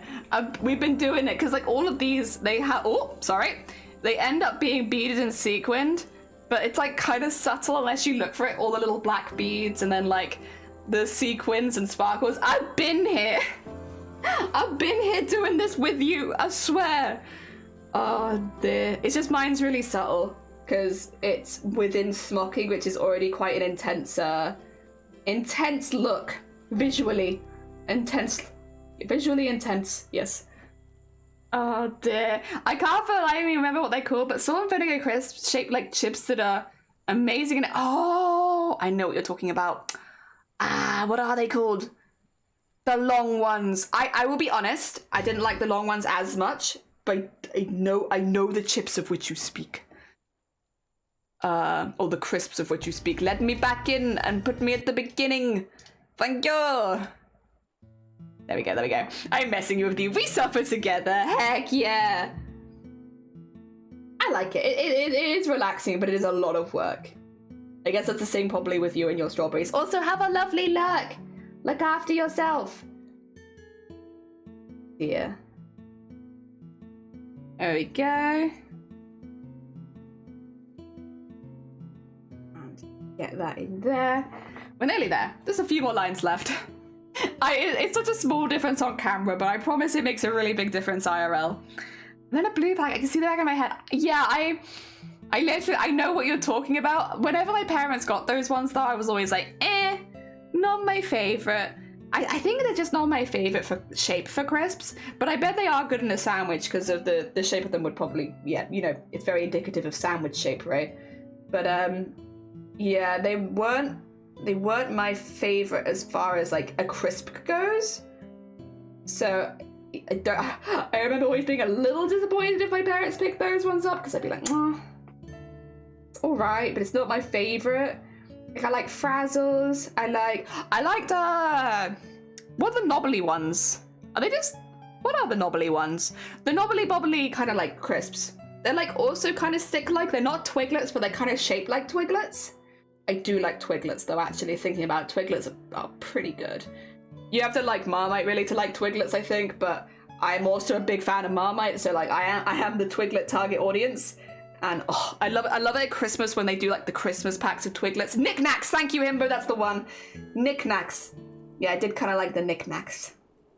They were alright. They were. What's your favourite pasta shape? Spaghetti. And after spaghetti, shells. And after shells, macaroni. I like the feeling of spaghetti. The texture of spaghetti. I know it's a very standard one, but I just really like it. I think it's really good. Spaghetti, but then shells and then macaroni. I think shells are really good for getting all the sauce in them. Like you can pick up a lot of sauce very easily. And then, yeah, macaroni. I think just because I really like macaroni and cheese. Really like macaroni and cheese. So macaroni makes me think of macaroni and cheese. Makes me happy. Heck yeah. Fair. Yeah, a very quick answer for you there. I know exactly what my favourite pasta shapes are. Don't have to think about it. I just know. It's like I care about, you know? Right, there we go. I might just put a little extra on these last ones because the paint's still sinking into it a little bit. There we go. Alright. That'll take just a minute to dry because I think actually, yeah, like the ones back there are already dry. So it's not going to take that long, but I will leave it for just a sec. In the meantime, though, it means I can get out my beads and all of that kind of stuff, and you can have a little look at my collection. Let me move that to one side. You know what you're about. I respect that. Thank you. All right, my model's gonna go a bit wacky for a sec because I'm just moving some stuff around. Put that one over there. These are a lot of sequins that I'm using for other things, so I actually don't really need them there. I could probably keep those moved. Oh, sorry. Knocking my mic. Oh, look, there's my arm. Hidden arm. There's some of them. There's the black beads I was using before. There we go. I don't think it's these ones. I think it's going to be one of the ones in there. Let's just move this as well. Oh, there's my crochet hook. Lovely crochet hook. Sorry, it's because it's a big box. There's a lot of stuff underneath it. Oh, sorry, on top of it. Because I've been just kind of using it for storage like that. That's the collar that can go on the mannequin. That's my big spool of black sequins. I then move all of this back so I can get the actual box in frame. Oh god, it's just as heavy as I remember it being. Okay. Here it is. Sorry, you're gonna be kind of close. My bad. Oh dear. A lot of them are labelled as well because they come from places where they have a lot of different sequins.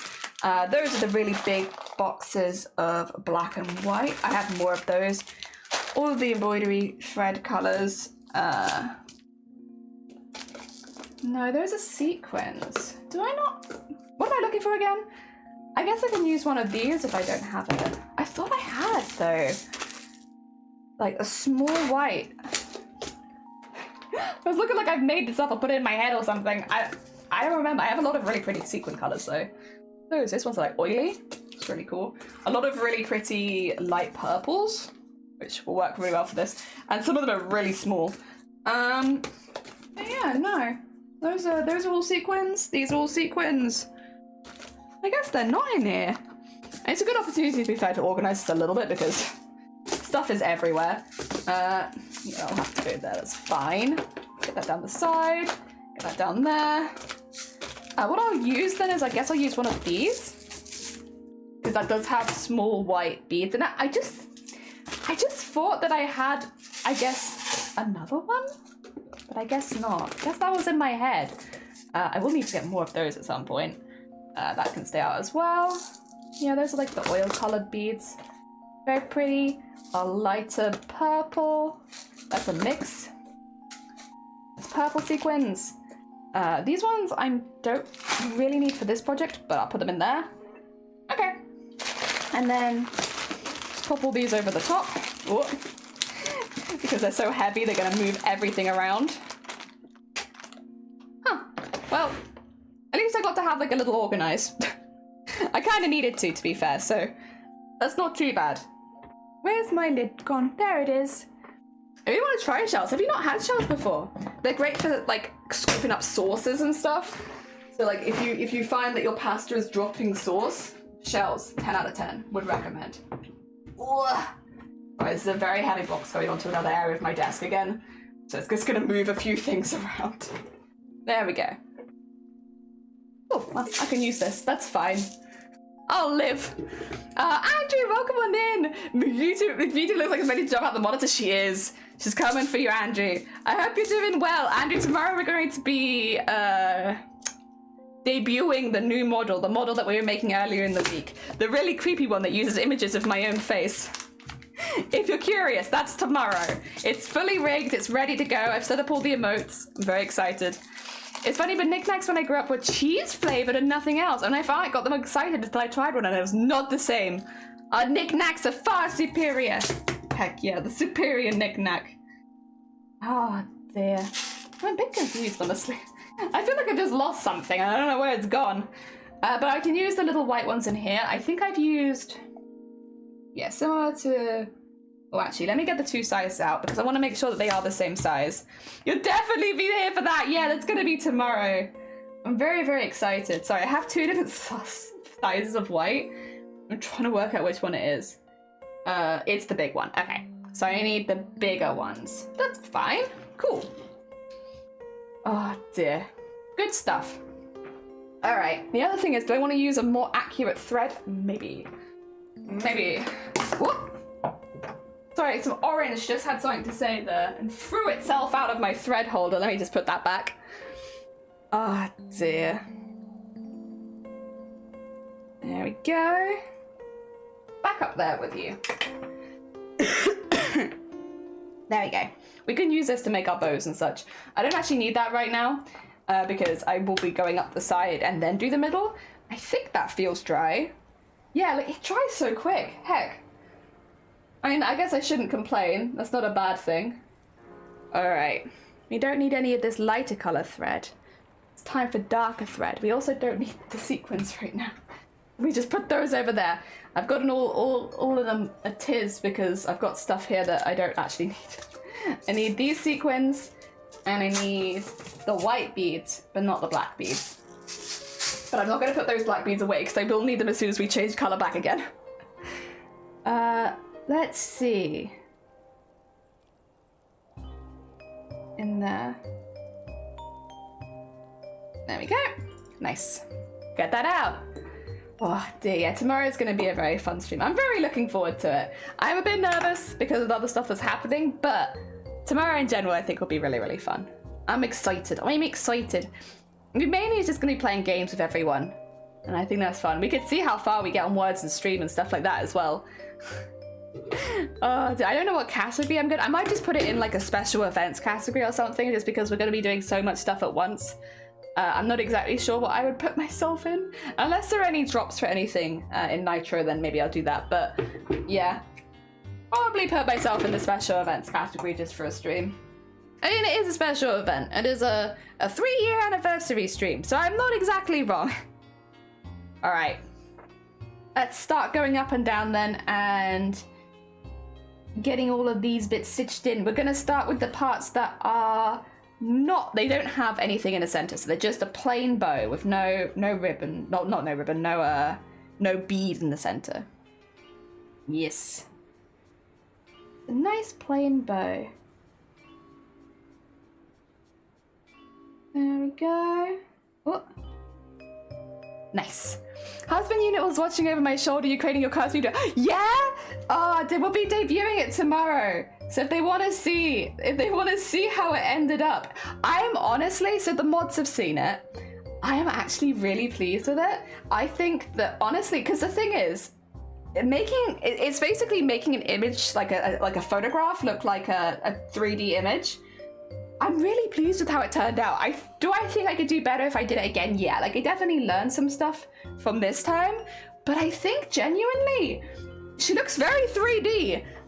It's very cursed, but I'm like really pleased with it. I'm very happy, especially with the more intense form with all the like crowns and extra bits. I think that form in particular has ended up, I actually like that more than just the standard, I think, at this point. Just on like playing around with it. It's so cursed, but yeah, I love it. It's very different. I definitely do see like the Oblivion NPC kind of in it, for sure. Like I think it's difficult to escape Oblivion NPC. I do see that, but I think it's okay. I think that's okay.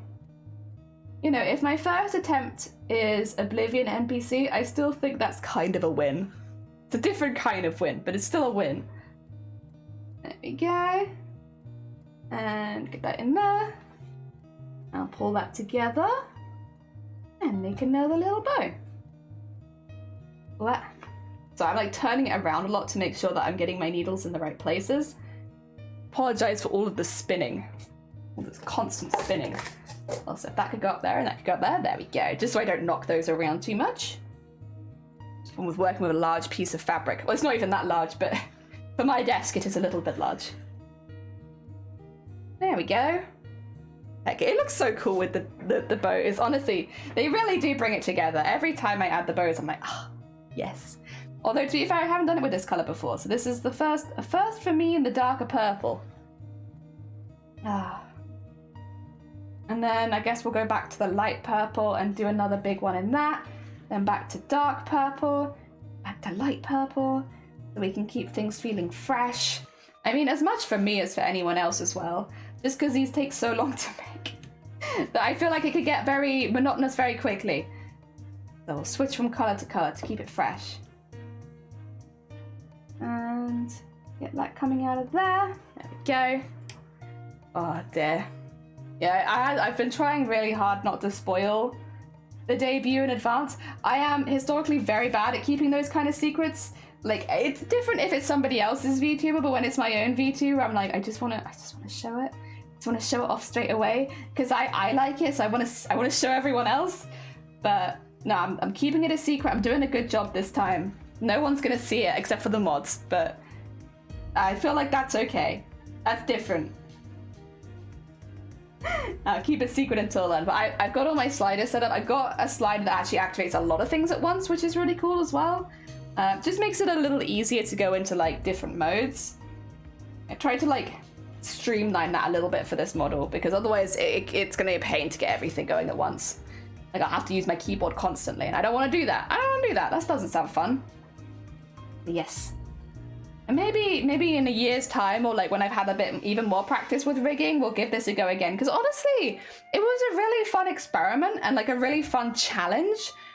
Even though it's not perfect this time, it feels like a good challenge for like testing your skills. Because I don't think there's probably very many harder things you could rig than like a photograph. Like that feels like that's probably one of the hardest things, right? I mean, there probably are harder things and harder models, but like just as like a basic idea, I feel like that's probably one of the hardest things. Feels like a really good test of skills and practice. You're back? Ooh! I hope you've got a good lunch. Heck yeah. I hope it is something delicious. Delicious and tasty. Exactly the same when I was doing the violin face for bones. Keeping it secret was close to impossible. I was also excited. It was only once I was done I showed the others, letting them know, and it was a surprise! Yeah, that's a lovely clip that you have from that as well. Like a really, really nice clip. So the surprise was definitely worth it. Oh, even though it might have been a hard... I imagine that was also a very hard secret to keep. This is the thing, when there's things that you know your community are going to be excited for, it's like you just want to tell them straight away. And I'm very, very bad at keeping secrets from them. The way that I get around it is I share it with the mod team so that then it feels like at least somebody knows. So that way I don't tell everybody. I just tell like our 4 mods. Yes. Or 5 mods technically, but Shiny won't look at the Discord, so. Having an egg, a scrambled egg. Ooh. Delicious. A delicious egg. Oh dear. It was a man just about killed me, yeah. I'm like that too. It's like when I have something cool, I wanna share it straight away. That's not a way to do it. You gotta do surprises sometimes. There we go. Slowly but surely climbing up this. What?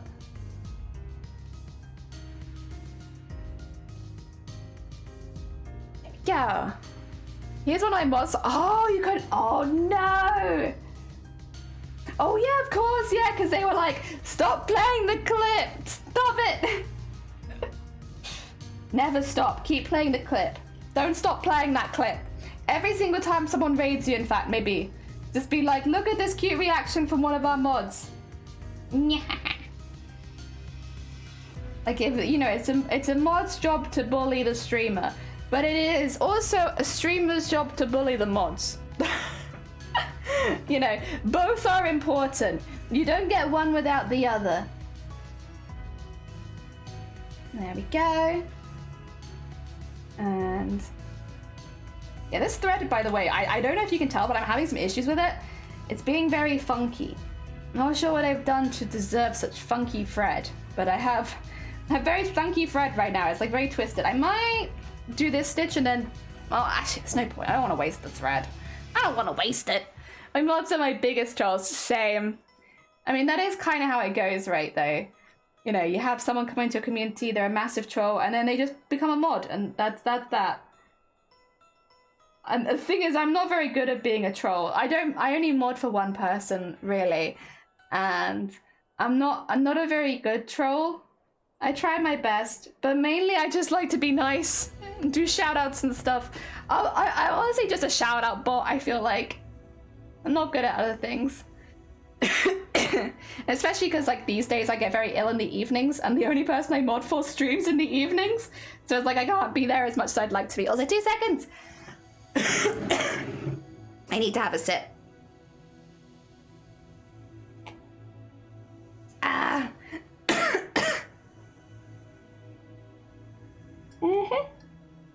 There we go. Sorry about that. That will happen, but it's okay. We live with it. Trolls are the best mods for kicking out trolls, yeah. Well, this is the thing though. I do think there's a difference between like harmless trolling and people just being rude or mean. And like, obviously those boundaries are set by you as the streamer. So like one thing that I might find rude is not maybe something that you find rude and vice versa. But, you know, so it's important to also have mods that understand what your boundaries are to make sure that they're, you know, doing things within your boundaries. So they're not like banning things that you don't find upsetting or offensive, or also not, you know, ignoring things that are upsetting you. I think that is also important, you know.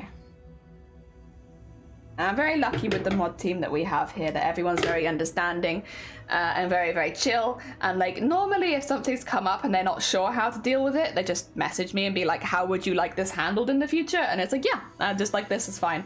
And very rarely do they do anything where I'm like, yeah, that's probably not how I would have handled it. Like they read the room pretty well. Oh dear. Although mine are like cats, they talk to the troll first and they kick him up. Kick him out, not up. They throw them up, just wobble. I'm a troll mod for a friend of mine who is hard to make angry. Aww. Dear me.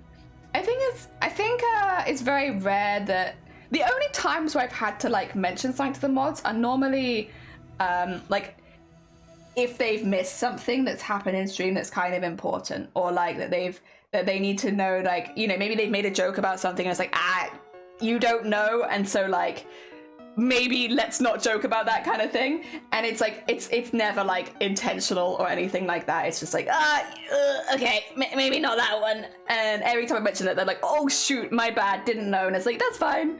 It's obvious that it's not on purpose. I don't think the mods have ever done anything to like purposefully upset me or anything like that. Like, I don't think they even really try to make me angry or anything. So, you know, very lucky. And like, again, it's just a boundary thing, isn't it? Like knowing when you're going too far. And if you do go too far, like accepting that and being like, oh yeah, okay, my bad. I'll know now for the future that this is maybe not the best joke to make. Because other people, like, I think one that comes up, not with the mod team's very good with this sort of stuff, but like joking about being disabled and stuff like that. I make plenty of jokes, you know, at my own expense and stuff like that, but it doesn't mean that it's okay to find another person with the same kind of condition as me and make those jokes to them, because they might not be comfortable with it. And yeah, those are like ones where I'm like, we've had it come up with the mod team before, like, are you okay with people making those jokes? And it's like, yes, I'm okay with that. As long as people understand that that's, like, obviously not something that you should normally do as an opener. Like, yeah. And again, it's a personal thing, isn't it? Not everyone is comfortable with that, and everyone's at different parts of their journey, and for some people it'd be very painful to make those kind of jokes. Oh dear. I call him a croissant! A croissant! Because of the way that he's sitting. Yeah, like shrimp. You sit like a shrimp. Ah, dear. Oh, wait, what's happened here? Do I need to... Okay, we can do this. It's not ideal, but I can. Oh dear, true. I think as well as, like, you know, if you can normally tell when the streamer's having a bad time, when something's gone too far.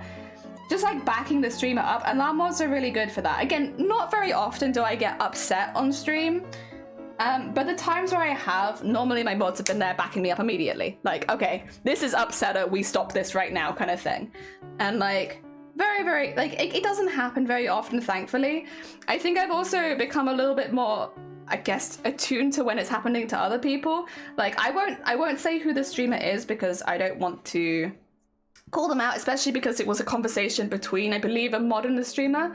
But like, I was watching another stream where the mod was really hitting on it, like not hitting, targeting the streamer, like, and you could tell the streamer was upset.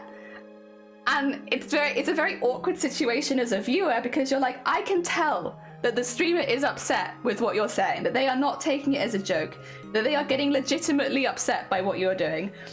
But like, as a viewer, as a standard viewer, I don't really feel like I should say anything, because that's not my dynamic to like go into and be like, this is uncomfortable to watch. But yeah, I would say that we've never had those kind of issues with the mods, or like the very few times where we had, I've just been like, stop this here, and they've been like, yep, got you, sorry, too far, understood. And it's been like very, very chill.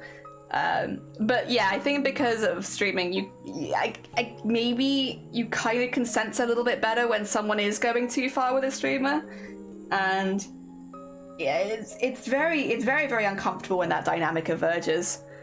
Ah, dear. Yeah. You might have had that once. Wait, when you went too far, when someone went too far with you? Oh dear.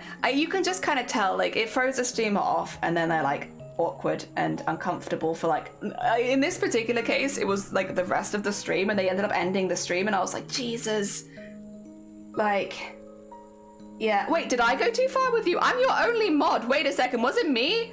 Why haven't you told me? What the heck? You can tell me if I ever make a joke that goes too far. Jeez, please do tell me. Otherwise I might not know. Oh dear.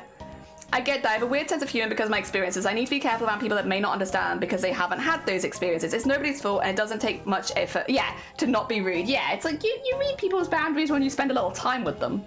I have very dark humor, but I try to filter it on Twitch. And the thing is, like, I have it, obviously, I have a sense of humor, which is like potty humor, right? Like, it's kind of obvious. I joke about pee and poo all the time and stuff like that. That's my sense of humor. It's potty mouth humor, you know? But I don't do that in other people's streams. You know, if you see me in somebody else's stream, for the most part, I'll be pretty chill. Because that's something that I bring to my streams. It's not something that I bring to somebody else's. Not unless they bring up the joke first, and then I'll probably laugh at it. But it's just not my place. That's not my stream. That's their stream. Let them do the humor that they enjoy on their stream, and I'll do the humor I enjoy on mine. Not with a mod, but with with a chatter. Yeah, you can tell when, at least for me, at least, I can normally tell when someone's made you uncomfortable or upset.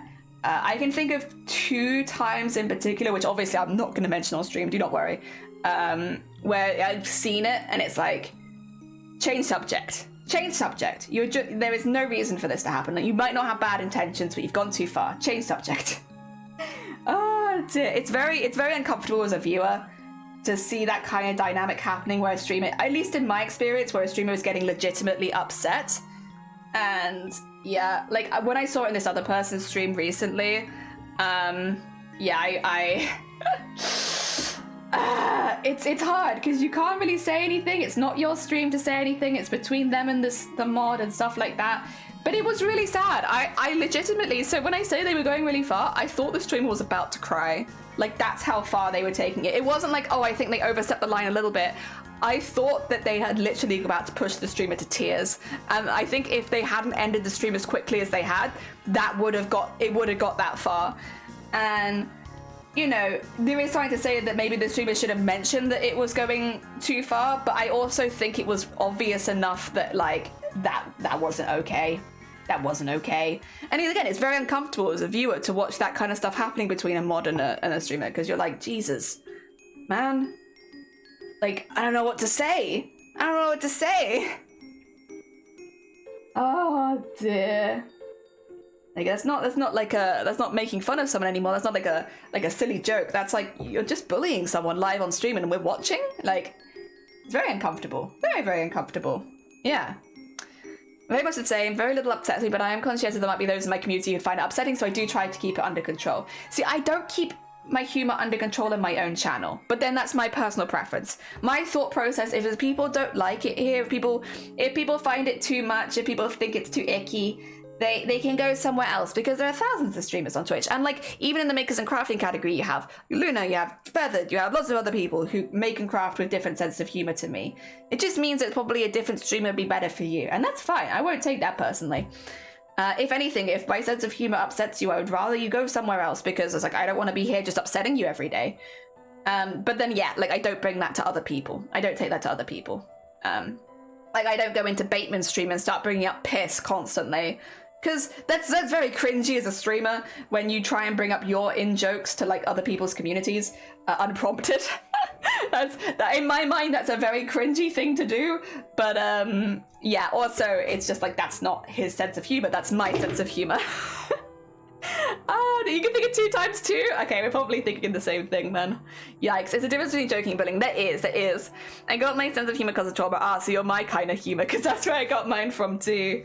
Oh dear. I think I got my sense of humor from my parents. Like, you know, a lot of the time people come into my channel and they're like, oh, Jelly, what if your parents heard you saying that? What if your parents heard you talking about piss and poo to a crowd of people? Well, what would they think? And I'd be like, they'd literally be there before me. Like, my humor is like my parents' humor, but just a little bit slower than theirs. Like, if I've made a piss joke, they've made a piss joke 5 seconds before, you know?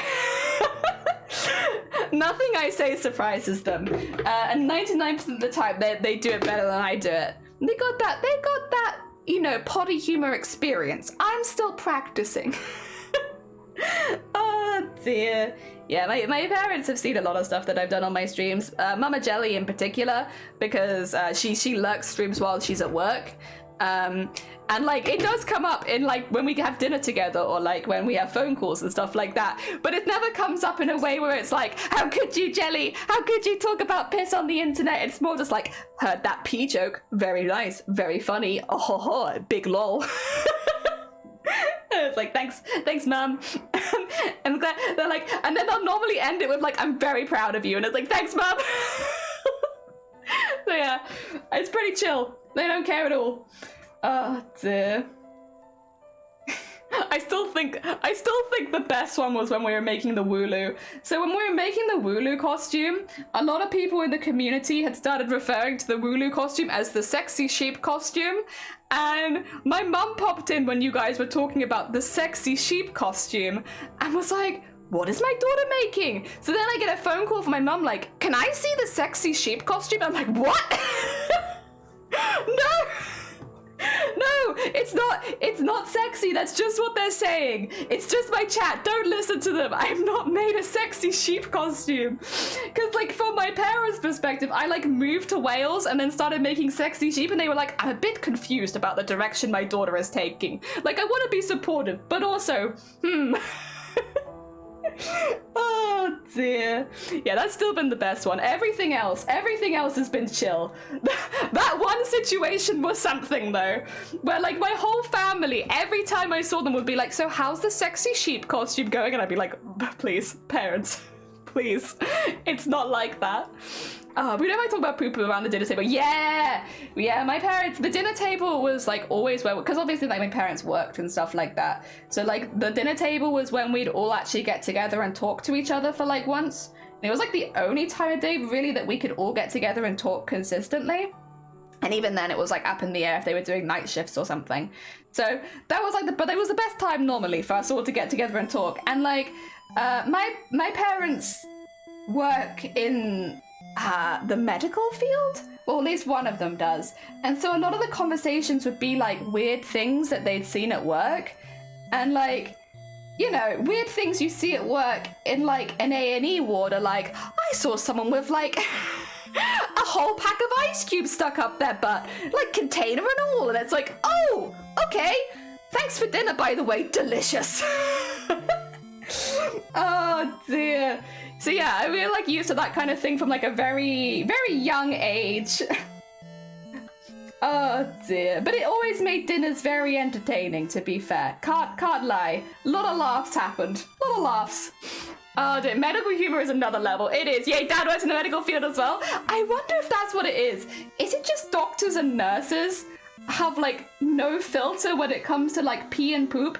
I remember once I think it was Mama Jelly, it could have been someone else, but they brought back like one of the stool sample sheets from work where you can see like a healthy stool and an unhealthy stool, and we were eating dinner and they were like, oh yeah, by the way, look what's at work now, and then they pull out all of these pictures of like literal shit and we're like eating.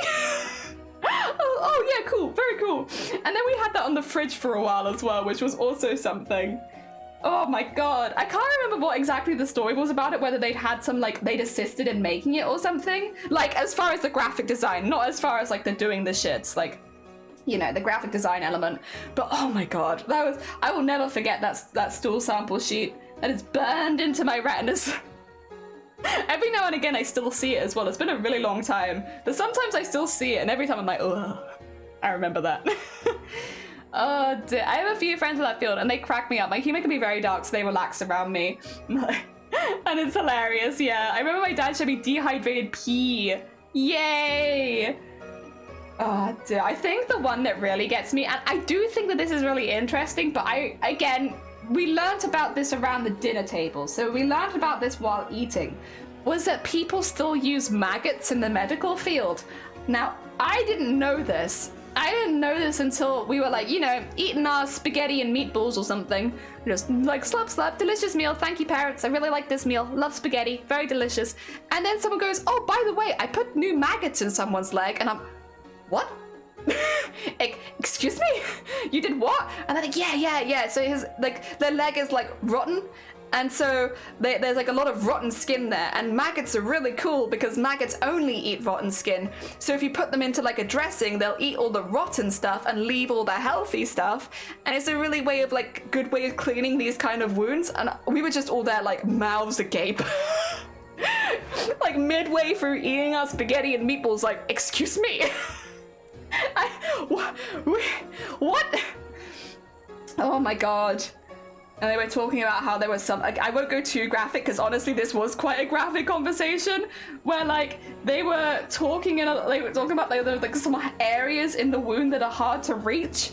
And I remember someone, was it me? I think I may have brought up the idea of like tying a little bungee cord to one of the maggots to send them in deeper. Anyway, those were kind of like the conversations I grew up on at dinner. They were quite intense. Oh dear, but they were fun. But intense, and that's why my sense of humor is like it is now, is probably because of them. So if you want to blame someone, you can blame my parents. Yes. And leeches. Nerdy, welcome on in. God, it really gets me that those kind of, I get it, and it makes sense, but also, Jesus. See, I find that kind of thing fascinating. Yeah, it is fascinating. Oh dear. Also, hi Epi, please don't, yeah, you're good, you got me. Yeah, Jelly. I ain't no one's sugar, I'm a demon. I'm sour as heck. Oh dear. You would be welcome to call me a sour lady, though. I would take that. Like a, what's it called? Sour Patch Kid? Sour Patch Lady? I would take that. I ain't a kid, but I could be a Sour Patch Lady. I would take that. I hope you're doing well, though. I am also sleepy. I'm in an overtired state right now. I mean, they're not wrong. Yeah, like, this is the thing. Nothing is wrong. It's just, yeah, if you're interested. I would say I don't particularly have a dark sense of humor. I think, how to put it, like, a lot of stuff goes over my head in that kind of category, which is why I guess my humor's always been more like slapstick kind of comedy. It's also, again, what I was grown up on more, and like potty humor and slapstick. But I don't dislike dark humor, it's just a lot of it goes over my head. So I don't always get the joke, and then there's always someone in the back being like, Jelly, they said that because it relates to this. And I'm like, oh, thank you.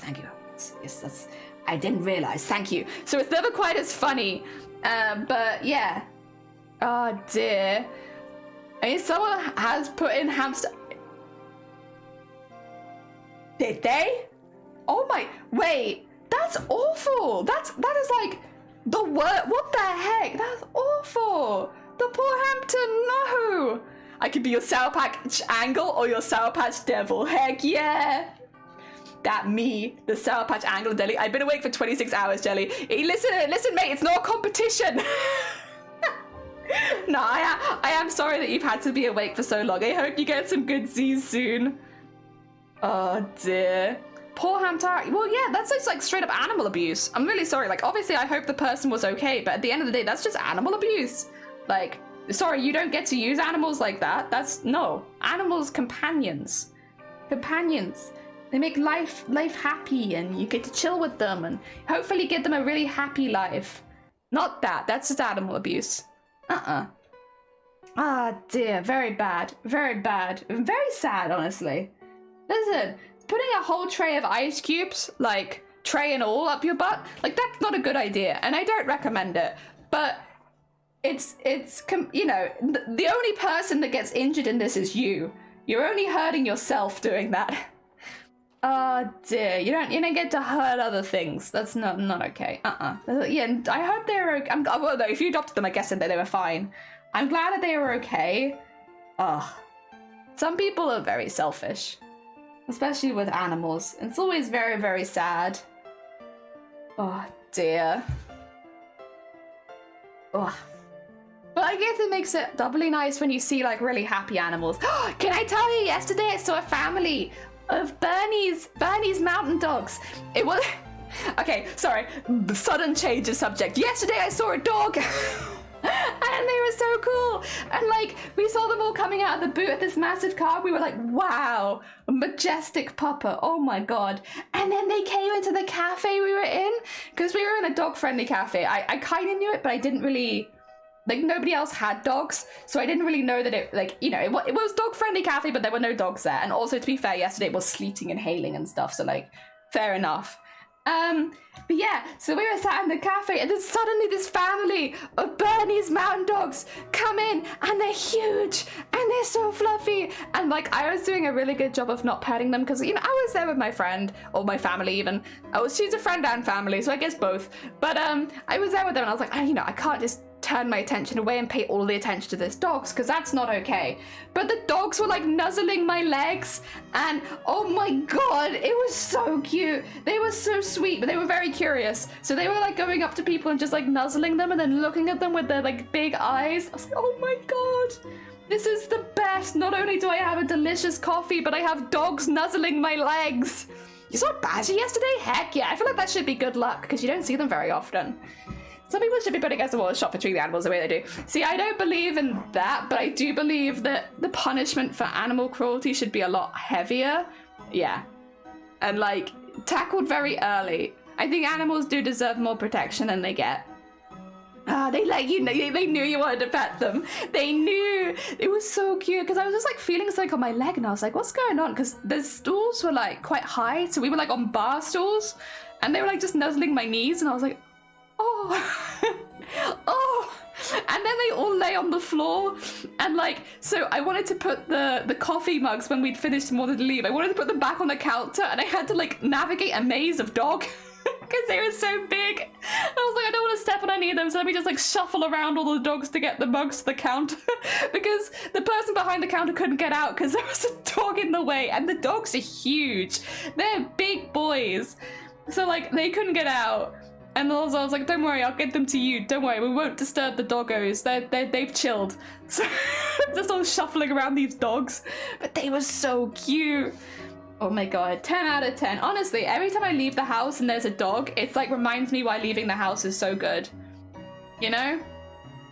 I need to go. Oh, you're fine. Good luck with work. I hope it goes well. Thank you so much for the lurk. And thank you for popping by. But I hope the rest of work goes well. I would have said to the founder, give me 5 minutes and then fuss. Oh, I did fuss them like mad. Everyone fussed them like mad. They were literally just going from person to person and like having them fuss them for a minute. Like the dogs were obviously experienced in coffee shops. They knew what was up. So they went to every table and had them fussed. Not everyone fussed them that much. I think some people were a bit intimidated because they are big dogs. So if you're like maybe a little bit nervous around dogs, like I could see you being nervous around them because they are just quite large. But yeah, everyone who was going to fuss them, and then they went and lay down. And it was like, they know what they're doing. They're experienced doggos. Oh my god, they were so cute though. They were so cute. It was really cute as well because like all the dogs would go to like one person and then they'd all go to the next one and then they'd all go to the next one. So it was just like a little parade of dogs. Oh my god, so cute. It made me very happy. Once again, a good reason for leaving the house is that there are dogs out there and some of them really want to be pet. And oh my god, so cute. Like, it was lovely meeting up with my friend and, like, being able to, like, have a chat with them, and they took me out, and it was really sweet, and I really enjoyed that. But, like, it was so nice to also be able to pet the dog. That was also really nice. Haplin, welcome on in. I hope you're doing well. Welcome, welcome. Oh, dear. We were just talking about petting the dogs. Petting dogs. Going outside and petting dogs. It's pretty good. Yeah, there were a few people I think that were a little bit spooked. There were a couple of kids that they were like, their parents were like, it's okay, you can pet them, but like I think they were just a bit. They are big dogs. They are very big dogs. Not the biggest, but like for a small kid, I could see being a little intimidated. What I will say is they were very well behaved dogs. Very, very well behaved. I could see why the owners trusted them going into the cafe and stuff, because first of all, they obviously knew what they were doing, these dogs. They were like, I go around, I get pet by everyone, and then I fall asleep. Like, they were very well-behaved dogs. But yeah, I can see people being a bit nervous about a bigger dog. Especially if you're only, like, very young yourself. Oh dear. It's a pretty good reason to go outside. Listen, I might be biased. I think it's the best reason to go outside. The best reason to go outside is that there are dogs out there, and you can sometimes, in fact, pet the dog. 10 out of 10. Sounds like a perfect life to me, actually. Yeah, you just go around, have people pet you, lie down, fall asleep. Yeah, these dogs are very well trained. They're very, very good. Because, especially with big dogs, going into, like, a cafe with, like, small spaces and stuff like that, I guess there's probably, like, a little bit of stress that they're going to knock things over. They can very easily, as well, just jump up to the table because they're basically, their heads were, like, table height on anything that wasn't a bar stool. So, like, they could just eat stuff off the table if they wanted to. But, no, they were very good. They just chilled. There was, like, food everywhere, and they were like, I'm here for the pets, and then they're lying down. So yeah, they were very good. Very, very sweet doggos. I would have pet them again on the way out, but they were all like kind of relaxing on the floor, and I was like, I don't want to wake them up. I don't know if they're necessarily asleep, but like, they look chill. I'll leave them. In general, I found big dogs are always chill. It's the little ones you gotta watch out for. But there's a reason for that, right? There's a reason that stereotype exists. It's because people don't treat small dogs like dogs.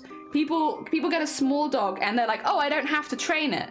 I don't have to do anything. Like, it's a small dog. Like, it doesn't need it. It's not going to do anything, so I don't need to train it. Whereas people that get really big dogs, they know that they need very intensive training because otherwise you have a dog that takes the food off your table. You have a dog that, like, barks and does a really loud bark or, like, can tackle people. So, like, big dogs tend to get more intensive training because a big dog can knock someone over, can steal food much easier, you know, all that kind of stuff. Little dogs, people don't do that for, or not everyone. I don't want to, obviously there are plenty of very well-trained little dogs out there, but in general, little dogs don't get that because it's like, well, what are they going to do? They can't reach the table, so they can't steal food. If they jump up on you, they're not going to ball you over, so they just don't get that training. And I think that reflects more on the owner than it does on the dog. I personally am not keen on the stereotype that small dogs are bad dogs or small dogs are bad dogs. It's more like small dogs don't get the same level of training as big dogs and thus are often perceived to be bad dogs. Yeah, always blame the owners. It's always the owner's fault. No dog is born a bad dog. Yeah, but there are bad owners. Yeah. I think regardless of the size of dog you get, it is important that there are some basic rules they can follow. Because, you know, even like for me, for instance, I can get bowled over by a small dog. My balance is really bad. So if a small dog jumps up on me, it can knock me over. Doesn't matter if it's small, because that small push, I fall over if I close my eyes for too long. So a small push from a dog still can push me over if I'm not prepared for it. You know, I think it's still important to train dogs into those things because there are always going to be people like me who will still suffer the negative effects of your dog not being well trained. And also simple things, stay, stop, you know, come here kind of thing. It means your dog is also safer. That's the other thing. Small dogs, I feel like, are often less safe as a dog because people don't train them to stop or to come back, which means if they can't follow those like simple instructions, what's to stop them running into traffic if you take them off the leash, you know? No dogs are bad dogs. The owners are at fault. They are. True. Same as parenting. Yeah! Also, Anime, good morning! I hope you're doing well. Welcome, welcome. As you can see, we finished the smocking on the back, so we've just flipped it over and we're working on this side now. The Elsa Crimson, good morning! I hope you're doing good. How is the life treating you? I hope it's going well. We are doing some smocking at the moment. We've been doing some smocking for a while, but we're doing more of it, and we're doing it in a different color at the moment. How is the smocking going? It's going good. It's a slow process, but it's very relaxing. We're just talking about petting dogs right now. Sorry, very open-ended subject. I like petting dogs. Yesterday I got to pet some very cute dogs, and I made my day. 10 out of 10 would pet those dogs again. They're not really getting burned out of work. We work in 6 days. Ooh, heck. Oh, bless you. I hope at some point something changes so that you can have some proper time off. Because, yeah, burnout's no joke. Take care of yourself. Oh, dear. Doing all right. Just had me. Oh, and you passed it. Heck yeah. Congratulations, Anime, on passing the exam. Well done. Oh, dear. Honestly, good on you. Good on you. You've been studying really hard recently as well. You've always been busy. Very, very well-deserved win there. Big W. Heck yeah. Oh dear. You're changing jobs because of burnout? Yeah. I think that kind of stuff's important. And congrats and hello! It was one of many, and you were so nervous. Yeah, well, I mean, I can't say personally that I'm surprised that you smashed it, but still massive congrats for smashing it. Oh dear. My friend is having a bad day and apparently it was visible on her face. A random lady didn't know stopped her and let her pet her dog. Oh my god. Oh my god. That's like... Yeah, you know what? That's really sweet. Heck yeah, I'd love to have a dog that could just accept pets from anyone. If we're having a bad day, just be like, would you like to pet my dog? There's my dog, would you like to pet them? Ah, dear. I thought about following on 1 year. Well, listen, tomorrow is my 3-year streaming anniversary. So time has heckin' flown. Zoomed by. I did really well. I got good feedback for what I was doing wrong. Heck yeah. Oh dear, you had one of those dogs. Oh, they are a blessing. Dogs which brighten people's day are a blessing. To get something read out too much, I'm working on a project. We'll talk more about it. Oh no, you're fine. Take care. Have a good burba. Oh dear. Time again. You do not need. Listen, it's not like a birthday. You don't have to give gifts. Your birthday, even at birthdays, to be fair, you don't have to give gifts. I would just be happy for everyone's company, honestly, and like spending the day together celebrating. That's what I want more than anything. I wanna have a nice day, relaxing with people that I've been chatting to, in many cases for about 3 years. and have a lovely time, relaxing with everybody. That's what I want. I know that we'll be giving some people some stuff because people have been very sweet. I had party. Every time I see that emote, I read it as stay, and I'm like, oh, you want me to stay? Don't worry, I'm not going anywhere. And then I realize it says slay, which I'm still happy about. God damn it. It looks stay. Yeah, it is party. It is party tomorrow. Tomorrow is party day. It's celebrating 3 years. And I'm really happy. I've had a really good 3 years. I really enjoyed it. Had a fantastic time streaming. Slay, stay. No, wait, stay, to slay. Wait, what is that? Is that? Oh, it is me. Oh, stay and slay. Heck yeah. Stay and slay. Now I read it. I'm sorry. Everyone's coming into chat and like, oh my god, slay, queen. I'm like, thank you for wanting me here. Kaya, good morning. I hope you're doing well. Kaya, we've been talking about petting dogs, and tomorrow is our 3-year streaming anniversary. So we've been talking about party and dogs. It's pretty good. It's a pretty good combination. I wish I was having a dog party, but I'm not. I don't have a dog yet. One day. Oh dear. Oh, yeah. It's heckin' party time. Nearly. Tomorrow's party time. In the meantime, though, we're doing some smocking. We're getting some of my smocking done. It's looking very cute. I'm very pleased. We finished the big piece we were working on before as well. That's the back of it. There it is. So it's gonna be like the opposite of this piece. So this piece has like the black beads. This one will have white. This one has white embroidery. This one will have black embroidery. So they're gonna be like opposites. But yeah, we're getting there. I have a dog and he's lovely. Pictures? Pictures? Dog pictures? Do you have any dog pics? Do you have any dog pics you would like to share with the community? I'm sure the community could do with some dog pics. Tomorrow's party time. Noted! Heck yeah. Well, tomorrow's also a very cursed time. So, Kyoya, we've been making a model this week, like a very special model. And I'll be debuting it tomorrow. We made it on Monday and Tuesday. So, like, a lot of people already know kind of what we're doing. But nobody's seen it finished except for the mods. So we'll be debuting a very special model tomorrow. Heck yeah, I'm very excited about that. And Feathered, thank you so much for the lurk. If anyone hasn't checked out Feathered before, very talented maker and crafter. Definitely send them some love. They make amazing things on their channel. The model is so cursed and beautiful, thank you. Honestly, so I'm I'm trying really hard not to spoil anything too much, but I'm really pleased with how it looks in movement now. I did end up having to go back and fine tune a few things a few times, and it's not perfect. You know, when I turn my head all the way to the side, like you can tell, but like that's what you get for using front on shots. So like, yeah, it is what it is.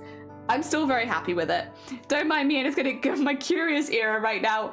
Honestly, I am trying so hard not to spoil it because like I want it to be like a bit of a surprise, but I'm so pleased with it that I can't stop talking about it. So I'm really pleased with my work, but I'm trying really hard not to spoil it so we have a really good surprise tomorrow. I'm very much in that indecisive place of I wanna show you it, but I also want it to be like a proper reveal tomorrow. Ah, dear. It's a very silly model, to be fair, but I like it. And I think it's very funny. And since it lines up with my humor so well, yes, I'm happy. And get that, and tie that in there. Let me get some more thread. So we're running a bit short here, but we're making good progress. One thing that you will see, and it will be kind of obvious on this, is that not all the beads are the same size. So some of them are a bit thinner than others. I'm okay with that, doesn't bother me. I don't want to waste any beads just because some of them are cut a bit smaller than others. But yeah, you will see that some of them are bigger and some of them are smaller. You shared the good... What is the good boy's name? Let's see.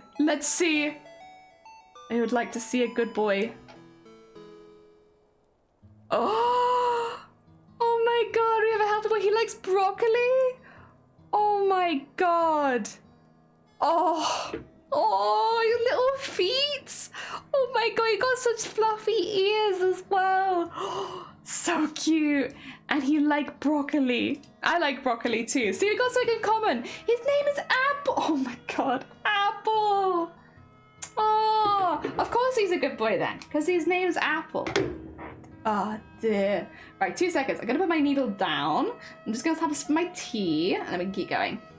Oh, I'll flip it over in the meantime, though, so people can see the hard work we've been doing. Heck yeah. Yeah. Oh my god. That's a cute name. That's a cute heckin' name. It must be hard to pick names for... I mean, the thing is, I've had pets, but, like, we've adopted them from other people. So, like, we haven't had to name them because they already had names that they, like, responded to and stuff. So, I've never named a pet, and I imagine it's difficult. But yeah, he's super happy as well. He looks like a happy pupper. How old is he, out of interest? Is he a puppy or is he a puppy? Puppy or pupper? I don't think dogs ever really stop being puppies, to be honest. He's almost 1 year. Oh, he's still a puppy then. He's still a small bean. Ah.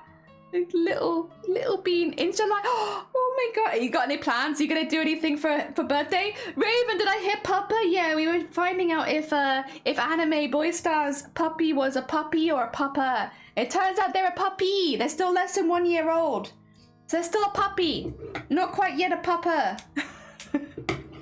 Oh dear, we have his first birthday. Are you gonna get him, like, you know, you can get, like, in some pet stores, you can get them, like, the dog cakes for their birthday, which are like, or you can make them, I think, but like the dog safe cakes. Yay, puppy. There's a picture of them in the live stream chat if you would like to see the puppy we are currently talking about. I am, of course, always happy to talk about other people's puppies as well. As your puppy pupated into a pupper. Yeah, exactly. You know, that is the journey from puppy. It's puppy and then it's pupper, and they pupate in the middle. You know, I've played wobble dogs. I know how the biology works. I've actually been playing more wobble dogs recently because I've been finding it a bit relaxing. Excuse me. I don't know what we will get him, but sure both of my brother and I will smother him. Yeah! Get him all the presents he wants. Oh dear. Obviously, I don't think dogs necessarily understand their birthday or like have a concept of a year going by, but I really like seeing people like pamper their pets on their birthdays. You know, the dog might not understand why they're getting so much treats that day, but I'm sure that they're happy for the extra treats. You only have cat, and he's in my profile pic? Well, his eyes are. Aw, that's really cute as well, though. Like having your pet as a profile picture? That's really sweet. Are they happy? Are they a happy bean? I'm sure they are. Actually, cats can also be happy but grumpy beans. I met some happy cats that are just kind of grumpy. I don't really meet grumpy dogs, but you do get like happy old grumpy cats. Oh dear. And mischievous cats as well. They're happy, but they also cause mischief. Do you have the cat loaf? The loaf. Does your cat loaf? Can it loaf? Oh dear. I will say I love cats and dogs. I wouldn't say that I'm a cat or a dog person as much as I am just it's an animal and I'm in love. I love it. I love cats and I love dogs as well. Like, I think for our lifestyle we're more likely to get a dog just because that's better for what we do. Fits into our lifestyle a bit better. But it doesn't mean that I dislike cats. I do not. Yeah. He's a chonk. Sometimes he loafs, but not often, though. Ooh, a special occasion loafer. Very cool. Very cool. He's a chonk. Yeah, we never had cats growing up because some of my family is allergic to cats, which is another reason why I probably wouldn't necessarily get cats, because then obviously, like, they're quite allergic, so my family wouldn't be able to visit as much. But, yeah.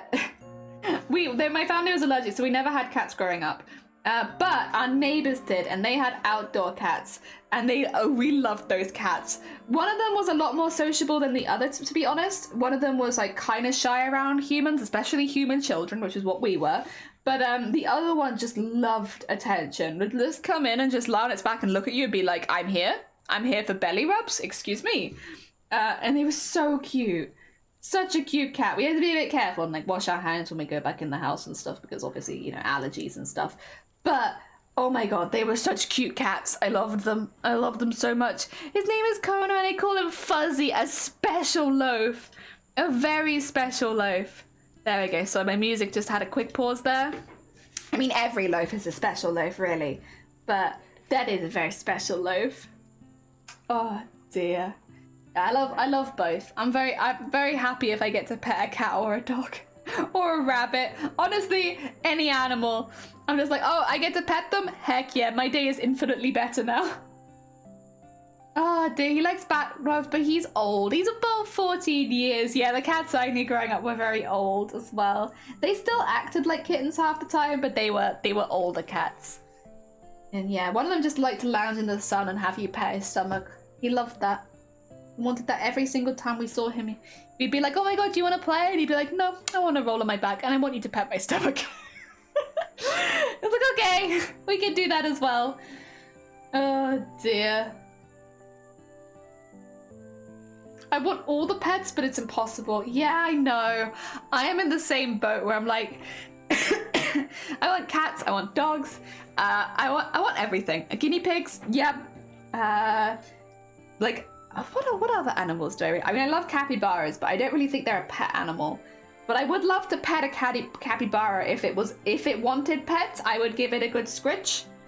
If it wanted a good scritch. But I wouldn't impose myself on it. Only if it wanted a good scritch would I give it a good scritch. My yard is too small for a dog. Yeah, that's fair. I mean, a lot of, I don't know what things are like, but a lot of houses don't have really gardens anymore. Like, you live in flats or you live in places like that. It's not to say that you can't have a dog, but it does definitely make it a lot more difficult in those kind of spaces. If you don't have like a pretty free schedule to take the dog out a lot. So yeah, no, I totally get you. I get you. Oh dear. I mean, when we were looking for a house, we did specifically look for a house that had a garden because, like, you know, there was something that we knew we wanted to do at some point was to get a dog. And even for us, I would say, like, I would like to have a larger yard, but, you know, there just isn't houses with massive yards here, really. It doesn't exist. The positive, though, is that there's a lot of forest space around us and, like, a lot of parks and, like, places that we can go on really good walks. So we have the yard. It's not that they don't have one or they wouldn't have one, but it's not not in my mind an optimal yard. It could be bigger. It could be bigger. Also, Sleeves, good morning and thank you for the hydrate. Ah dear. Lots of loose dogs. Oh yeah, you'd want to be careful then. I get you. Because an indoor kitty. Heck yeah, and if they're a bit older as well, I'm sure they like that. If I had a big house with a big yard, that is of course. Yeah, if I had a big house with a big yard, I'd absolutely do that. I will hydrate. Do not worry. I'm doing it. I'm grabbing it. Thank you for the hydrate. I did think I actually kind of need it. Oh, I should probably eat something at some point. But I just don't really, I think it's because I'm sleepy. I don't really have an appetite. I'm probably too tired. I think probably what I really need is like a good rest and then maybe try eating something. Do I have anything tasty downstairs that I kind of fancy eating right now? I don't know. I'm not sure. I'll have to check the cupboards. I'd love to ever have an animal sanctuary. I'd need to win the lottery though. I've always said if I won the lottery, I'd open up a makerspace. Like I would buy an area in my town or like the town nearby and make a makerspace in it. That would be what I'd do if I won. I mean, I don't enter the lottery, so I don't think that I don't think there's a very good chance of me winning if I, you know, just being honest, because I don't enter. But if I did enter and I did win, actually that's not true. I do enter once a year. I enter on my birthday every year. So I guess technically I have one shot a year to win the lottery. And if I did win it, I would open a makerspace. Like, that's kind of always what I said I would do, like, at least as an adult. For a while, I was like, maybe I'd open a fabric shop, but I think rather than a fabric shop, I'd rather open a makerspace where people can, you know, use equipment and stuff like that. Yeah. Get a good nap. I will get a good nap. Yes. I think that's what I need. Just a good nap and then maybe a snack. Because it's difficult to get an appetite, I think, when you're tired. Or maybe that's just me. But when I'm sleepy, I just don't have a very big appetite normally. Ah, dear. Me and my friend said we'd have to open a library cafe crafts. Honestly, if you open that, please let me know. I want to come visit. I have a lot of cake downstairs. Not this cake, the other kind of cake. I was like, Shifty's just coming to my stream and they're bragging about their ass again. God damn it. Shifty, every time Shifty comes to my stream, they're just like, oh, by the way, I don't know if you remember, but I have like a large amount of cake downstairs. Like, okay, Shifty, okay. Although I am quite jealous. What kind of cake do you have? Anything delicious? We have a lot of Easter chocolate, but I can only eat it very slowly. But it does exist, it's here. I'm never gonna win the lottery, it would require buying a ticket. Yeah, we're in the same boat then. I only could win the lottery once a year, and that'd be on my birthday. So, yeah. Probably not, if I had to guess, it's probably not gonna happen. I want cake now, heck yeah! I had one yesterday and I was like, oh, that was nice, but then I missed dinner. Yeah, that's not nice. Missing dinner is not fun. You missed the whole meal, a whole opportunity to eat, and oh, I'm so sorry. Oh dear, I've thought about opening a hotel, but every room has a sewing machine. That's actually, listen, so it would only really be useful during convention season, but I feel like if somebody did that, or like had a hotel that just had like a craft room attached to it, like, you know, instead of like, you know, hotels that have like gyms, a hotel that just had like a craft space, that would probably go down really well. But then you'd have to have someone with like a convention. Yeah. It's birthday cake? Oh, hell yeah. I had Japanese curry right just now and I want some cake. Now I kind of want cake. Look at this, my appetite's coming back in a second. So tell, yeah, sewing tell. I had physio, so now everything hurts. Happy belated birthday. Oh, of course, yeah, it's Val Monster's birthday. Yeah. Although it was actually legitimately Teacup's birthday, wasn't it? Like it was actually Teacup's birthday, and I was like, Val just very casually was like, oh yeah, and yesterday was Teacup's birthday. And I was like, what do you mean? Oh no, we were too busy talking about your birthday. Oh dear, pass on the message. Heck yeah, to whoever's birthday was, I hope they had a good birthday. Also though, if you did just buy birthday cake because it was like on special or something like that, good on you. You know, crossing boundaries there. People say you can only have birthday cake when it's someone's birthday, and I beg to disagree. Like, sorry, if I see a birthday cake that's like, even if it's specifically a birthday cake and it's on special, I will buy that birthday cake. That birthday cake's mine now. It might not be my birthday, but I'm celebrating. Oh dear. Yeah, it's crazy how close their birthday. I know, right? You can have birthday cake on Sunday. Is it your birthday or is it someone else's birthday? Whoever's birthday is, I hope it's a good one. I won't actually be streaming on Sunday, so I won't be able to wish them a happy birthday live, but I guess ahead of, it's your birthday! Oh, I'm sorry, I won't be able to wish you a happy birthday on the day, but I do hope you have an amazing birthday on Sunday. Is your nan's birthday? Lovely. Well, I hope they had a lovely birthday. I hope it was a good one. I'm sure it was if family was there and they also had cake. That's kind of all I want for my birthday. I want to see friends and family and I want to eat cake. Or maybe something else. Sometimes it's not cake. I like cheesecake, actually. Yeah, you know what? I want to see family. I want to eat cheesecake. Easy. Dear, your birthday in May? Oh, you got some time then. You got some time to plan. Dear, you do not need a birthday to eat cake. Exactly. Anyone can eat cake. Oh my god. Kitty, welcome on in. Oh heck, 2 secs. Let me do you a shout out. How was your stream? We've just been talking about eating cake. Oh shoot, Shifty's there ahead of me. Welcome on in. What were you up to today? Hi Dogakuma. Hi Lacey. Hi Kitsuneo, welcome on in. And Cat. Dear, I hope you're doing well. Thank you for giving a proper shout out to them. How was your stream and what are you getting up to at the moment? We are talking about eating cake, and we are starting the movement of you don't need a birthday to eat birthday cake. If you see a cheap birthday cake and you fancy it, you should celebrate. It doesn't, just get the cake. Also, what did I just sew through? Did I make a knot without even realizing? Oh, I did. Oh. Okay, I'll cut that off then. I'll start that again because I did just tie a knot. Also, Kitsune, thank you so much for the heckin' follow. It's very kind of you. I'm sorry that you followed right as I got a knot in my thread. But you know what? This is a good opportunity because you know what I can do? I can flip this over and you can see what we've been up to. Dear, thank you for the cloud or weather forecast. Heck yeah. We've been making some smocking. So smocking is, for anyone who is unfamiliar with it, it is like the process of knotting and manipulating fabric to create patterns. Here is a piece that we've already finished. So we are going back in and we are embellishing it pretty heavily. So not only with painting, but beads, sequins, and embroidery. This will be for our collector cosplay. The design of that is just to the right of me, but we do have here our pattern. And specifically for this pattern, these are strips that are going to go over the shoulders. So places like this. One side will be light purple and the other side will be dark purple. Heck yeah! Also, Crimson, welcome on back. Oh dear, I wasn't able to swim on Easter this year, so I was going, oh, you did a peep today! Heck yeah! Heck yeah! Oh dear, but my stomach hurts. Oh, I'm sorry. I hope your stomach feels better soon. I wish they had Queen Emma cakes. 8 layers high, guava cake cream layer, little koi cake. How do you get that cake? How do you, wait, how do you even acquire such a cake? Oh, they're pretty, thank you, I appreciate it. For those who don't know me, hello, hi, my name is Jelly.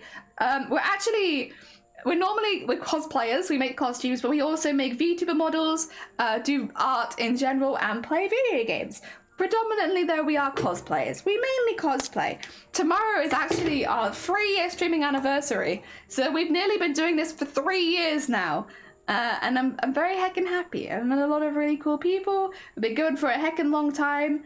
Yeah, it's been good. It's been good. I've enjoyed it. And so tomorrow we'll actually be having a celebration stream. Oh dear. Good. You're fine. You're fine. Take care of yourself. Also, where was that strand that I just left a second ago, right? It would be about here. There it is. Is that all tied off nicely? I actually think that's tied off fine. Shouldn't need that, can just trim it. Cool, makes my life easier. They used to sell them, well, small versions of the cake. Nobody online makes them anymore. No!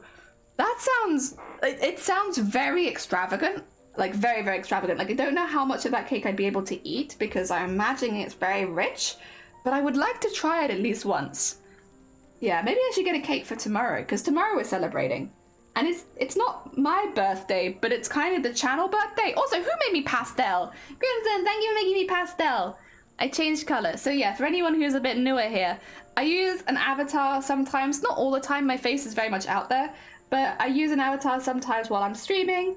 And it's a slime lady, which means you can change the color of the slime using channel points. Because that's just logic, you know? I'm made of slime. I can be any kind of slime. Right now, I'm like pastel spring slime. And then maybe later I'll be radioactive slime. And then maybe I'll be unmentionable slime later in the day. Who knows? But I can change. Ah, dear. Nice color change. Asylum. Good morning. Well, actually, good afternoon, just about. I hope you're doing well. Welcome on in. How goes all of your crafts? We're doing some smocking. I love smocking so much. It's part of why I wanted to bring my beans over. Oh, heck yeah. Funnily enough, I've actually been getting very into crochet. I've been trying to... So here's the thing. I can already crochet. I crochet lace and I crochet like scarves, right? But I can't crochet plushies. And it's been like a barrier for me for the longest time.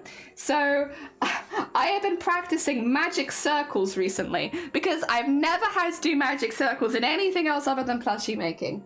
To try and get better. I want to make some little dinosaur plushies at some point.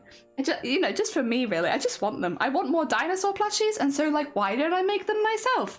But I'm finding magic circles to be, like, a bit of a barrier. Although, I did do a pretty good one the other day, although I don't know where it's gone. I did a pretty okay one once. Also, Moona! Welcome on in. I hope you're doing well. I hope you're having a good day so far. Welcome, welcome. Blue velvet cake is awesome. What is blue velvet cake? I can't say that I've ever had it. I've had red velvet cake, but blue velvet cake is new to me. Oh, and good luck with your project work, Crimson. Take care of yourself. You can be brown, you can be blue, you can be violet slime, you can be hurtful, you can be purple, you can be anything you like. Thank you for making me a demon. Oh my god. You know though, every time I hear these songs now, I'm just gonna think of last year's Eurovision and get emotional because I had such a lovely time watching it with everyone. And when Mika came out on stage and was like singing all of that, I was like, that was such a good moment. So Twitch got stickers on sale. Someone laughed about the cosplay contest. Did you anyone? I never had a response. So here's the thing. I have some people on the inside, or I know some people on the inside, who have been talking to the people that ran the contest last year, and even they haven't been able to get a definitive answer. So, yeah, if the people that ran it last year don't even know, I am not hopeful. Yeah. Woke up at 4 a.m. but Felix made me eggs and bacon. That's a good breakfast. That was so much fun. It was. It's such a good time. Blue velvet cake is vanilla with... Oh, okay. With the red... Oh, thank you for making me suspicious. I'm still working. Also decide what I'm going to drink. Good. I'm never going to make those kind of decisions for you. Just so you know. Because, yeah. Basically, as a streamer, it's just not a very good idea to do that. Because then if somebody ends up hurting themselves, they could basically be like, it was this streamer's fault. So I will never tell you. That's why I ignored you. Because it's like, I can't respond to that as a streamer. Oh, dear. I don't think it's going to happen. I don't think it's going to happen either. And it makes me really upset because the team that worked on it last year worked so hard on it. Dear. Do you MC through... I can show you what I do. I have my wool relatively close by. I do think it still has maybe a magic circle bit attached to the base. I'm going to cut this off because this thread has been so overused from me doing it over and over again. Okay, so the way that I did it was like this. And then, where's my crochet hook? And then go over there and twist it. And then, oh God, what did I do? Did I grab this one again? Yeah. And then I'm lost. No, I'm lost. Oh, it's behind the dookies. My bad. That's good because I got lost anyway. I got lost, but I'm back. I go around my fingers and around my finger, and I hold that there, and I pull that through there, and I twist as I pull. And then what do I grab? What do I grab at this point? I've twisted it. Yeah. Is it this? I pulled something through the something. Is it this through the this? And then I have this. No, I've done something wrong here. Oh my God. You know, I'm not alright. I have been practicing this for weeks and I still can't keep it in my brain. Like, there were just some things that just don't stick in your brain. Magic circles is that for me. It just doesn't stick in my brain. Whatever I do, I feel like I'm having to learn it over and over and over again. Oh my God, stares intently. I'm struggling, man. I'm struggling. I think a lot of the problem is me. And like, maybe I've like psyched myself into it where I'm like, oh, I find this thing hard, so I'm struggling. But like every single time I try and start, just do 4 chains, slip stitch onto the first chain. But can you tighten that then? Because I thought the whole thing with the magic circle was that you were meant to be able to like pull a thread and tighten it. So that with these really chunky threads, it creates like a really nice clean one. Try and learn which. Well, this is the thing though. I'm not a novice crocheter. Let me show you the kind of stuff I normally work on. Let me flex a little bit. Because most of what I do is like with a size size 1, and I make my own lace. Like, this is what I normally make. I make really small, and so I'm like, you know what? I'm pretty good at crochet, lol. This shouldn't be so hard. But for some reason, my brain just will not stick it, and I don't understand. Sorry, I shouldn't hit the desk because it's gonna like knock my camera about. My bad. Sad face. Can't believe they're not making it clear. Yeah. So here's what I am aware of so far, Asylum. That they are going to be doing cosplay meetups at TwitchCon Paris. That there will be cosplay events at TwitchCon Paris. But there is no word of a cosplay contest as of yet. And I'll be honest, with the amount of time left and like for people to actually go out of their way to make it, I don't see it happening. Like, because anyone that hears about the contest for the first time now has like a month to make the cosplay. Like, it's not long enough. So yeah, I don't think it's going to happen just because people aren't going to have the time to actually go ahead and make it. So it's not that I don't think it will happen in future years, but I'm really disappointed, to be honest, that they just haven't done any kind of clear communication, because people have been spending hundreds of hours, like yourself, like Anime, like Atomic, to make these costumes that then have nowhere to go. I think at the very least, if they don't do it this year, you should be allowed to enter the American one, That's what I would give as like, if they don't hold a European one this year, for all the European cosplayers who've been working really hard, they should be allowed to enter the American one. And here's the thing, I don't even think there's an excuse anymore. There are worldwide cosplay competitions that allow entrants from multiple places with similar prizes. You can do that. Yeah, so if there isn't going to be a European one, I feel like they should allow Europeans to enter the American one. But we'll see. I don't think they will, but we'll see. If you leave enough of the towel, you can weave it into the... Oh, and pull that tight. Okay. Okay. I didn't think of that. Yes, you need to have a towel you crochet over as you crochet over the chains and pull that tight. Okay. Well, maybe I could try that way instead then. Since this first way is just not... It's not even that difficult. It's just not sticking. Not paying 125 euros for 2 days to show to a cosplay, not to mention the cost of getting there. Well, this is a thing as well that I don't think they're thinking about. It costs so much to transport these costumes that why would someone bring a costume competition level piece if they can't enter? Because it's just, you know, it's very expensive for us, you know. It's just, yeah, I don't think they're necessarily thinking of that. If I had to be honest, I think it's just come down to poor organization, and that's why there's poor communication, is because the organization isn't there. I mean, we all saw they were hiring people for the event like last month. So I don't think blaming the people that are currently doing it is probably the best call, because they literally probably started about a month ago, if that. They're like very, very new. But just generally the organization wasn't there. Oh, we had a con earlier this month, Kawaii Con. I didn't go though because you were really busy. Do you think you'll go next year then? We don't know if America one will even have a contest either. I would be very surprised if the American one didn't. So I know this obviously because like the European one, I definitely get people being unsure, but I would be incredibly surprised because it is like the biggest event for the Twitch channel every single year. Like it is huge. The American one especially is very, very popular. So I would be insanely surprised if they didn't do the American one. That being said, it would be nice for the American cosplayers as well to have some kind of correspondence, because once again, it's nerve-wracking seeing that this one, like the European one, hasn't been announced for all the American cosplayers, because like they're basically now in the same boat that we're in, where it's like, well, does it happen? Is it going to happen or is it not? I don't know. The con's in Hawaii, and I remember that in 10. Oh, okay. But next year you're going to try and go. Heck yeah. Make a little holiday out of it. Ah, dear. Taking a break? Have a nice break. We should do something online. There's been many... Yeah, I'd love to if I had the health or the resources. Listen, once my body is a little bit healthier, just you wait. The internet's not prepared.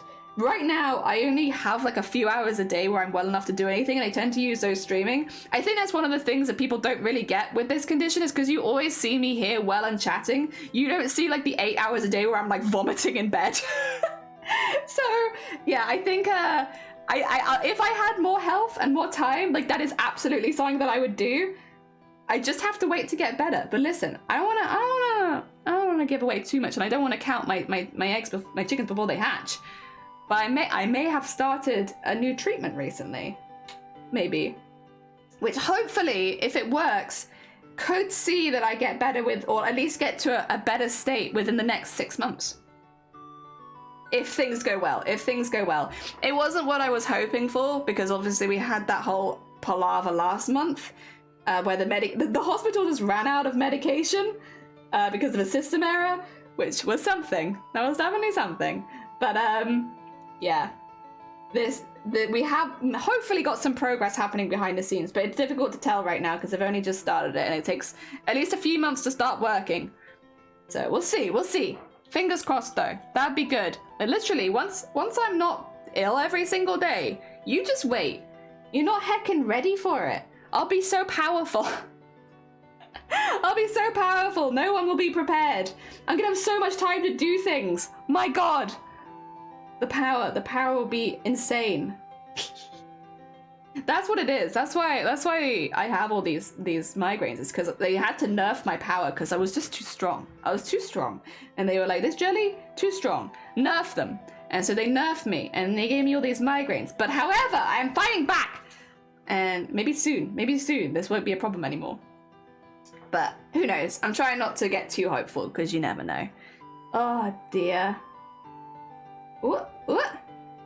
Yeah, if that'd be another thing that'd be really fun to do if I won the lottery, to be fair, would be to host some kind of online event like that. I'd love to do that sort of thing. I mean, even if I guess that's a reason to try and grow as a streamer, though, to be fair, is because if you grow as a streamer, you have more income. And if you have more income, you can kind of host those kind of events. So I guess that would be a good motivation to actually try and grow. Because right now, most of my motivation is very cosplay focused or like work focused and stuff. Yeah, that'd be a good motivation to try and grow. Revenge of the Jelly! Yes, Revenge of the Jelly. That's me. That's my current arc. My current arc is the Revenge arc. Oh dear. There we go. I've nearly finished another row. Getting there. Making some good progress today, honestly. We finished the back, we did the painting, and we finished the first 2 rows. Pretty good. Pretty soon we'll be sequining and embroidering it before I even know it. Pokes, why are you poking me? Oh dear. Same with me and my hand injury. Kitty's too powerful. Time to nerf them. Now I have to crochet with an ice pack. Oh bless. If you need to go rest your hand or anything like that, obviously please do. I don't wanna be the reason your hand gets any worse. So if you need to go grab anything to look after yourself, do. But yeah, it sounds like you also have dealt with the nerf. Sounds like you've also dealt with the nerf. You've got this, I believe. Fight back. Revenge of the Kitty also. Arc incoming. Looks so good. Can't wait to be home to start. Yee! Yes.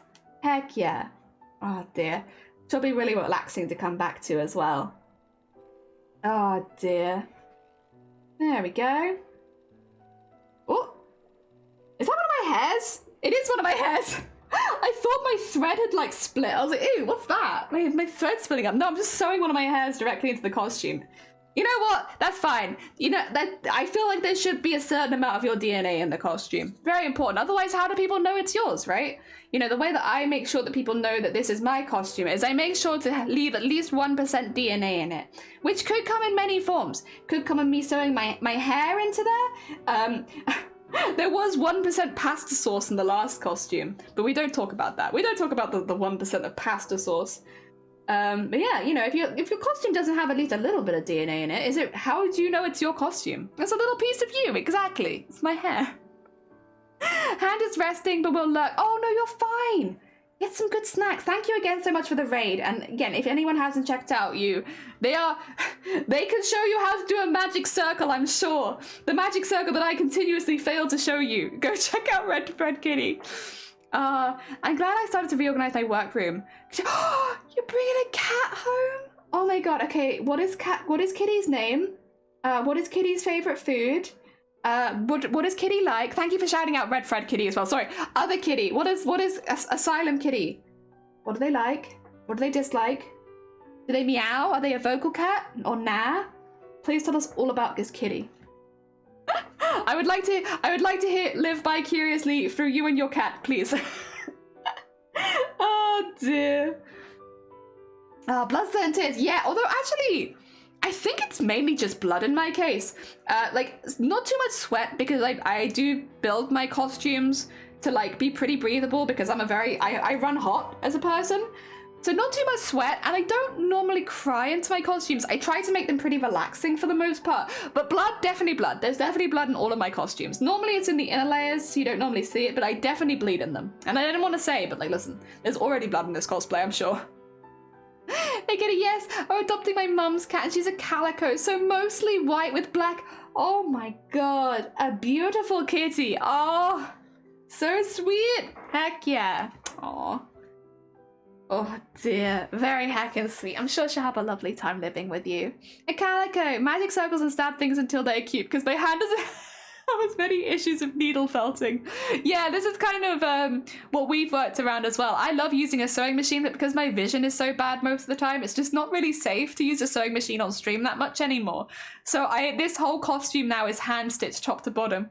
We've designed a costume that will only use hand stitching so that I don't have to like ever risk using the machine while my vision is bad.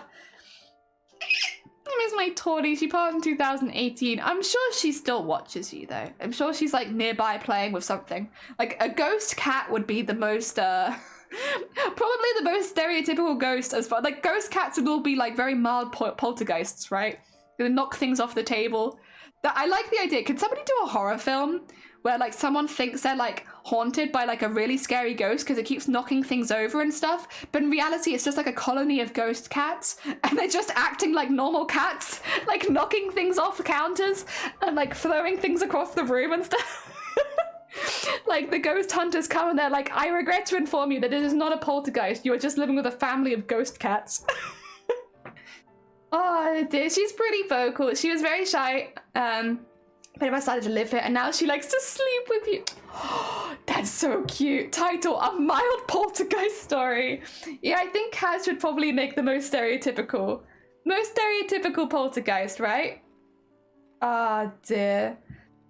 Connor looks like the cat from the Pet Cemetery. Oh, really? Oh. Good.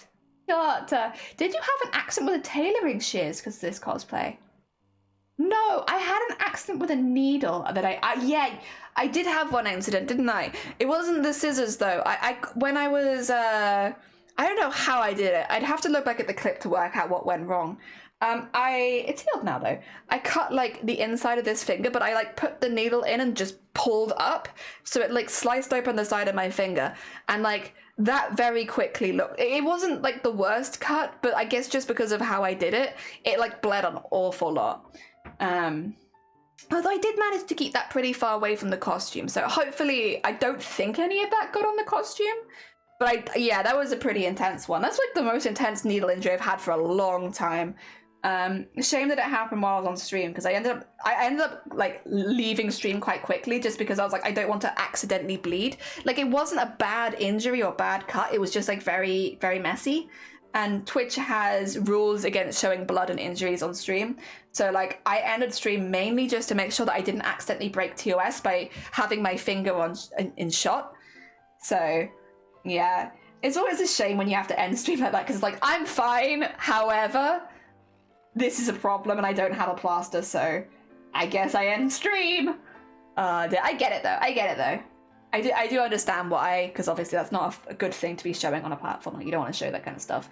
But yeah, it does mean you have to be quite careful. Many gifts left by the door. Yes, I'll take a picture of her. Yes, I'd love to see a picture of her. You could put it in live stream if we're live, or you can put it in the pets, whichever. Any is good. The cosplay really wanted a part of you in the outfit. Yeah, it was just like bad luck, and I genuinely don't know how it is. Oh no, it was you with the shears. Oh, I see. I had to stop working on the Mika cosplay because I cut myself because of it. I remember you did something the same day. Where I remember. Oh, okay. I was gonna say, like, I don't think I had an issue with the shears. Oh god, you gotta be careful though. Those things are hecking sharp. I mean, clearly you obviously know this at this point. They're very sharp. For the most part, they're not meant to cut people, but you put enough force behind something and anything can cut a person.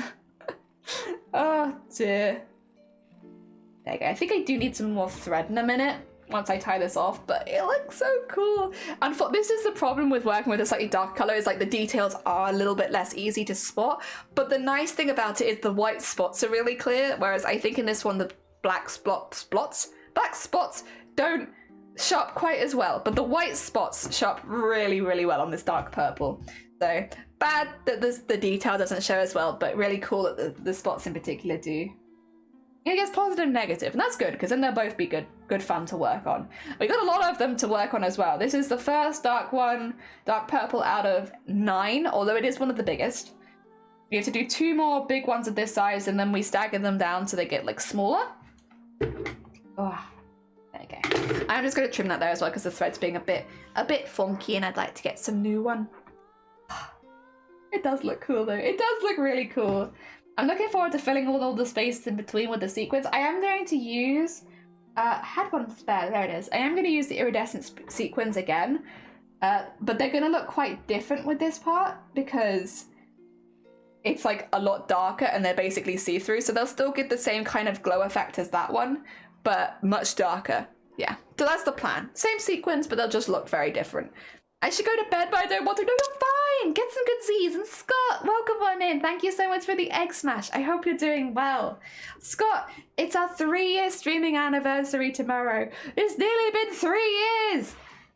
my god, I can't believe it. I can't believe it. But I'm very pleased. I'm really pleased. I'm so glad this has been a hobby that's like stuck with me, because you never know. Sometimes you pick up a hobby and then you decide very quickly that it's not for you. And it's like, ah, shoot, I thought I'd enjoy this, but I didn't. I'm really glad. I'm really, really glad that it's been something that I've enjoyed this whole time. Heck yeah. And that I still enjoy, and there's still things that I'm excited about. I'm very, very pleased. And also, like, we've been very lucky, I would say, in general. The majority of people that found this community have been really fun to talk to. I think that's the best way of putting it. Like, a lot of them are very much sweet beans and very nice and stuff like that. But just generally, like, the people that come in and chat here are, like, really fun. Like, we have fun conversations. We talk about fun stuff. Yeah. And I appreciate that. Because you can have a community that's, like, only wants to talk about, I guess, unpleasant things or, like, stuff that isn't maybe fun to you. But I don't think it's been like that here. I think it's been really fun. Every time I come back, I'm like, oh, a fun topic to talk about. Like, yeah, half the time it's like piss, but we don't worry about that. That's fine. Because you know what? That's fun, and that's fun. And today has been great. It's been like dogs and cats and petting dogs and cats and weird dinner conversations. Of course, some smocking and crochet and stuff like that in there as well, because, you know, we are crafters at the end of the day. But yeah, it's been good. And also, like, lots of hype about tomorrow. I'm excited about tomorrow. I'm also very, very nervous. But mainly excited. Queena, you bring... Let me introduce you to the topic of rats. I do like rats. I do like rats. Again, I think I said this before. I didn't think they'd be an animal that I'd be that keen on. Like, I didn't have a phobia of them when I knew of rats, but I was also like, I don't imagine, you know, really ever getting to know any rats myself. Until my friend got rats, and then everything changed. Everything changed when my friend got rats, and I realized how sweet and loving they are. Like, they are... Like, are they food motivated? Yes. But then so am I. So, you know, I don't take that personally. But they're just so sweet, and, like, they're really cuddly bugs. Like, a lot of the time, not all rats, but a lot of them just wanted to, like, sit on my lap and fall asleep. It was like, oh, this is not what I expected from rats. But I am very pleasantly surprised. So they kind of, I guess out of like all the rodent style creatures that I've met, the rats are like the only ones that like, I guess, like just climb up onto you and then just fall asleep. At least in my experience. Very heckin' cute. Oh dear. Sats! Cats! Cats! Cats pretty good too. I do also like cats. Gallius, good afternoon. I hope you're doing well. I hope the games are treating you better today. Welcome on in. We're doing smacking. We're doing some smacking. I'm really sorry. Like the other day, you came into stream and no, I came into your stream and you were like, "Oh, what have you been up to?" And I was like, I don't know how to explain what I've been up to. Because Callius, we'd taken photographs of my face and we were turning it into a body horror VTuber, and I was like, how do I tell? Callius has just introduced me as like a talented crafter for cosplay. How do I turn around and tell them that I just turned myself into body horror for a stream? I was like pulling open my mouth and my eyelids and putting fingers growing out of my cheeks and stuff. How do I explain this now? So I kind of just went quiet because I was like, I don't know how to explain it. I'm sorry. Let's talk about the games. Let's talk about games. Yeah. Let's not talk about body horror jelly. Oh my god. Yeah, after, like, the next day when we raided, I was like, I'm gonna make sure I raided someone who knows exactly what we're doing, because, my god, I don't know how to explain what we're doing. I'm terrified of explaining it. Oh dear. I raided it to Messenger. Messenger was like, yeah, Jelly was doing something earlier. I don't know how to explain it. I was like, no, because I also don't know how to explain it. Oh dear. It was fun though. I had a really good stream. Good times. Lots of lols. I often consider getting a rat beside it. Like, I know it is really, really sad. Like, every one of the rats, it was very sad, but they were so lovely when they were alive. I totally get it now. Jelly had to explain some Junji Ito level horror. I did. I was like, when I go into a stream, so I was like, yeah, she's really sweet, really mellow. If you're looking for a calm place to hang out, I was like, oh, no. No, I really appreciate it, but not today. How is body horror? We're debuting tomorrow, so it's fully rigged. It's done. Nobody's seen it except the mod team. And we're debuting tomorrow, because tomorrow is our 3-year streaming anniversary. So it's like, you know what's a fun thing to stream on the anniversary? How about my face morphing and warping? Morphing and warping. I went for a walk, got a sandwich, got back to the final beats. Oh, really? Oh, are they exactly what you hoped for? I'm sure they are, because I'm assuming you've ordered from them before.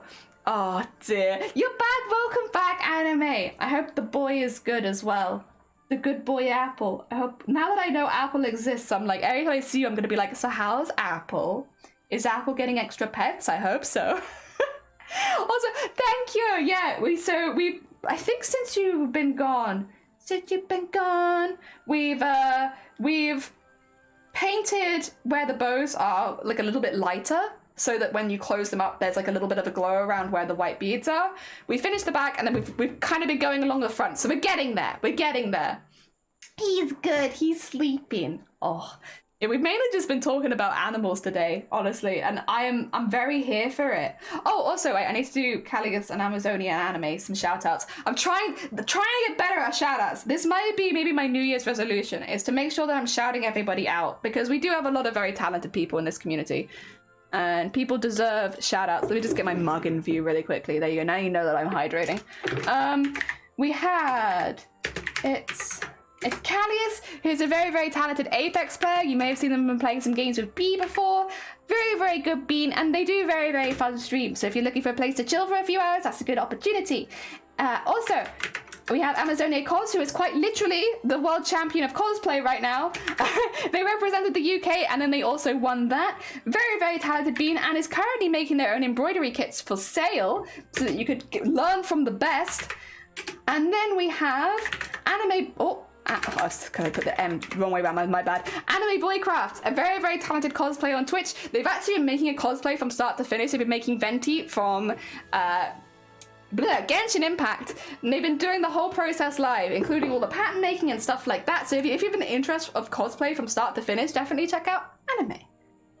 Also, just as I've got to take pictures of my work again. Oh god. There we go. We can just be here, like, make sure you're taking progress pics. Do all of the good progress pics. Oh dear. That's what I can offer to this community. I'm gonna be like, have you taken any progress pictures? Because I sure haven't. I did take a picture of this though next to the original piece of fabric, like the size of the original piece of fabric that it was cut out from, and I was pretty pleased with that because like it shows how much it shrinks by, which was pretty cool. I like that. I like seeing how much the fabric is shrunk by. Makes me feel like I've done progress.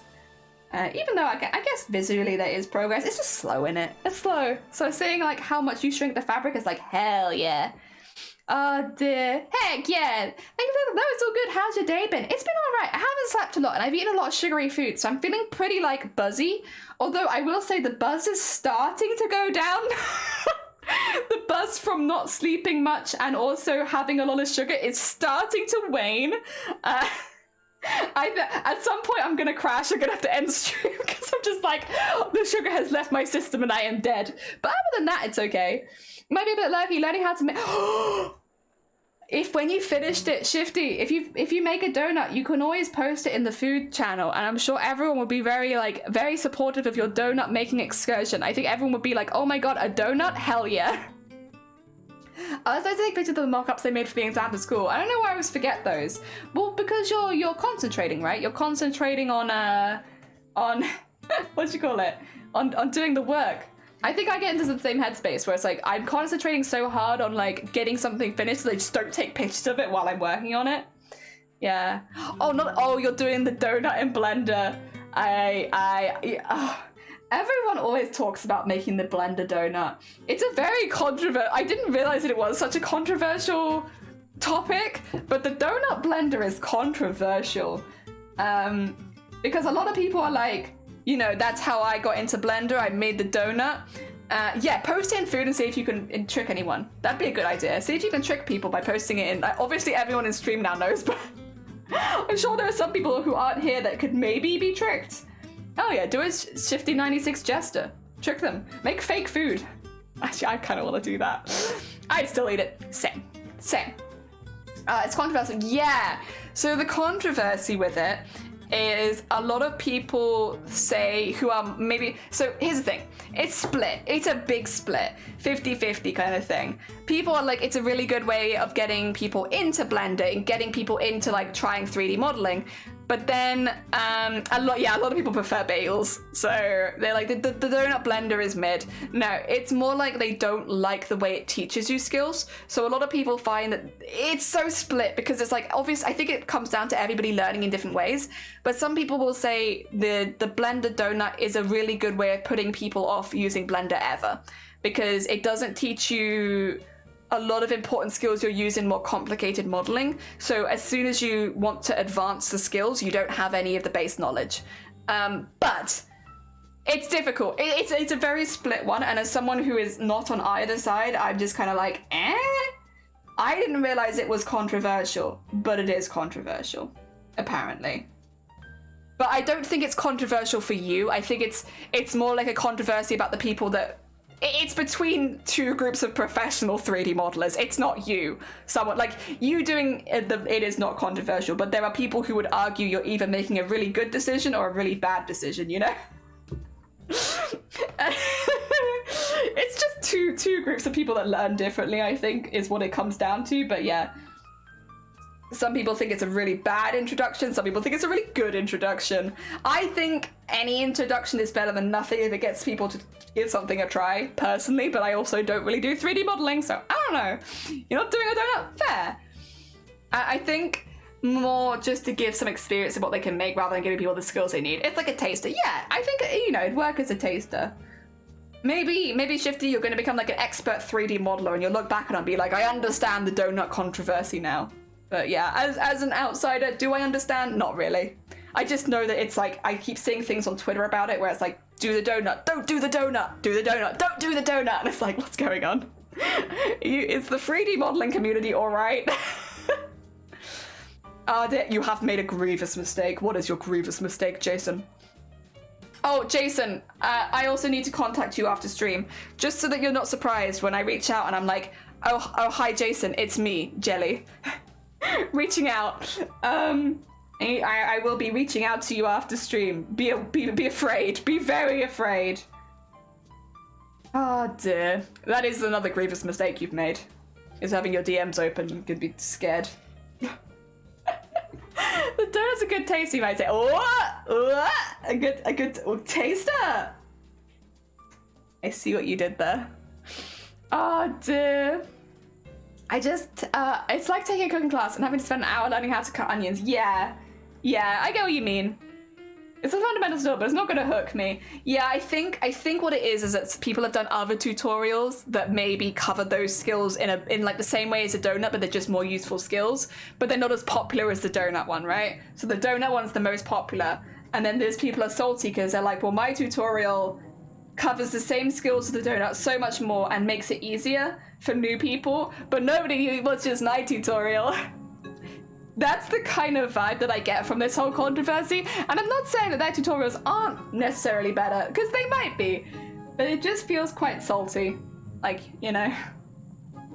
Oh dear. It's like when I first used Photoshop and put my work on DeviantArt, I got dragged through the mud for using screen flare. I thought the image looked good, but everyone's reaction put me off. Yeah, stuff like that as well can really...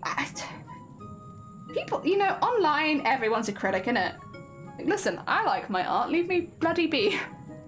You split some chocolate ice cream. Oh no, you spilt it on... Oh dear, I'm sure they'll be fine. I'm sure they won't mind too much. They have to clean them anyway, right? And at least chocolate ice cream will come out.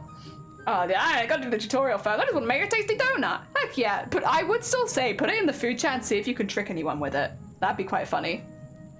Oh dear.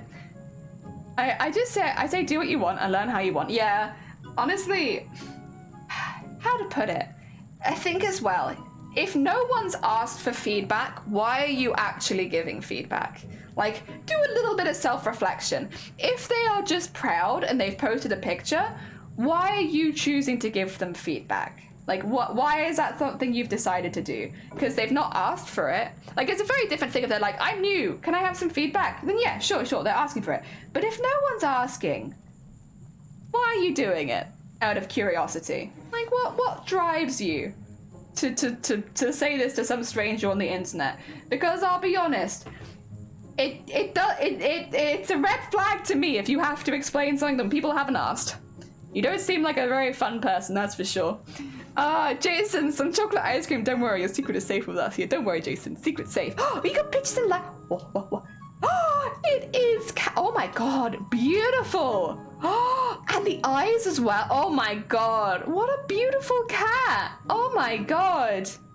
I love that she almost like a pouncing loaf, like a loaf ready to go. A loaf on the go. Oh my god, what a pose. Oh dear. Yeah, she's beautiful.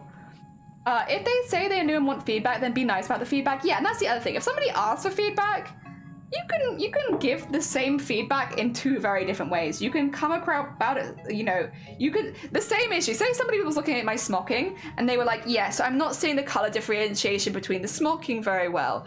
There are ways you could go about this. You could be like, maybe try adding you know, some more darkened area around the bows to really help create more dimension. Because even though it's going to be 2D, that would help create a bit of extra dimension. It looks good, but that'd just be a really good way of elevating it. Constructive criticism. Or you can say, yeah, I really didn't like what you did with the smocking there. I thought it all blurred together and it looked kind of weird. Not constructive. You're just criticizing with no, like, it's different, isn't it? Like, constructive criticism is identifying a problem and giving them an option of how to solve it. That's constructive because you've not just left them in like a that looks shit, now deal with it kind of area. If you just say something looks bad, you know, it doesn't actually help very much. Like, it helps a lot more when you can say like, oh, this looks not so good and here's why and here's what you can do, you know. And again, I would only normally recommend giving criticism if people have asked for it. You know, going in, it leaves a bad first impression if you just go in and immediately start criticizing someone's work. Because again, who asked? No one. No one asked. But yeah, if someone's like, yeah, I'm looking to improve, if I say put this piece of smocking here, and I was like, guys, I made this piece of smocking and I'm really proud of it, but it feels like something's missing. Any constructive feedback, would love it. You know, I think that you guys could say, oh, maybe you've done a bit too much actually. Maybe you need to remove the beads, or maybe you could have painted a little bit more and stuff like that. I've asked for it. If I just come into stream and I'm like, I'm really proud of this, and then someone says, well, maybe you should change this, I'm just gonna be sad. I'm just gonna be sad because I didn't ask. Oh dear. She is very beautiful. I think it's better to give someone one thing to work on rather than a list. I think outside of like maybe competitive stuff where like you kind of want a list, yeah, one thing as well at a time makes it a lot more manageable. Outside of competitive judging, for sure. There's a guy who keeps posting his art and I keep wanting to give him advice, but he's not asking for advice. And when someone else tried, he got upset, so I leave him to it. And I think that's how it should be. Yeah. Like, at the end of the day, you might want to desperately give advice to someone, but if no one's asking, like, you know, let them be. Eventually, they might decide that they want to improve that thing, and they might ask, and then, you know, sure, go for it. But until then, if they're happy, if their art makes them happy, then they're winning, you know? They're winning. Also, Clan, welcome on in. I hope you're doing well. If they ask help, but they don't leave it. Exactly. Oh, dear. I mean, yeah, competitive pressure needs full feedback. You talk about as a hobbyist. Yeah, as a hobbyist, like, one thing at a time definitely makes it easier. I think it can be quite overwhelming as well. Like, I personally, if I wanted feedback on something, and I've done this before, I'll take a picture of it and I'll post it in the Discord. That way everyone's getting the same kind of view, and it's like an accurate view of things. Because, like, some people might say this and say, like, oh, I don't like the colors you've chosen, but then my camera colors aren't accurate colors anyway, so it's not, like, ideal feedback, because like, okay, I agree with you, but that's because that's not the real color. I think as a streamer, if you're looking for feedback on your craft work, a lot of the time it's better to pop it in a Discord where you can kind of make sure that it's as accurate as possible so that you can get the most accurate feedback as possible. Yeah. Although maybe you have a fantastic camera and that's not a problem for you. Oh dear. Life's been a bit pants lately. I'm sorry to hear that. Oh dear. To be honest, I have to agree. It's been a hell of a year so far. I hope that it starts to get a little better for you, though. Yes. Hold on to your hat and hold on to your soul. Those going to eat the world whole. We've got plans to fight out, but they don't. But whatever they offer, you don't feed the plants. Welcome on in, Tech. I hope you're doing well. Welcome, welcome. We're doing some smocking, so I'll flip it over in just a second so you can see the actual work we've been doing. I'm just tying a quick knot. It's quick knot time. Long time no see. I'm good, thank you. It's weird. Every time someone says long time no see, I'm like, is it? I feel like I talked to you yesterday, right? It must have been yesterday. Or maybe the day before. Maybe it's been 2 days. In that case, yeah, maybe. Time all blends together on stream. I've been like, it feels like it's just been one very, very long stream. Dear. Oh my god, yeah, true, actually. Queen is pretty good at eating. I don't know. That might be a challenger. From Little Shop of Horrors. Okay. I wondered. I was like, it feels like a quote from something. But not something that I know. You pitched another picture of the boy? We have you on the... When you're at the whole carpet lane and he chooses the corner with the wall in it as well. Oh my god, he looks so sleepy. Oh, it's a sleepy pic of the boy. So cute. There are some very cute animal pictures in the Discord, by the way, right now that are going in live stream chat. If you guys need some cute animal pictures for your day, check out the live stream chat. People are posting pictures of their pets and they are so cute. Oh dear. No, it's been at least 4 weeks. I'm sorry.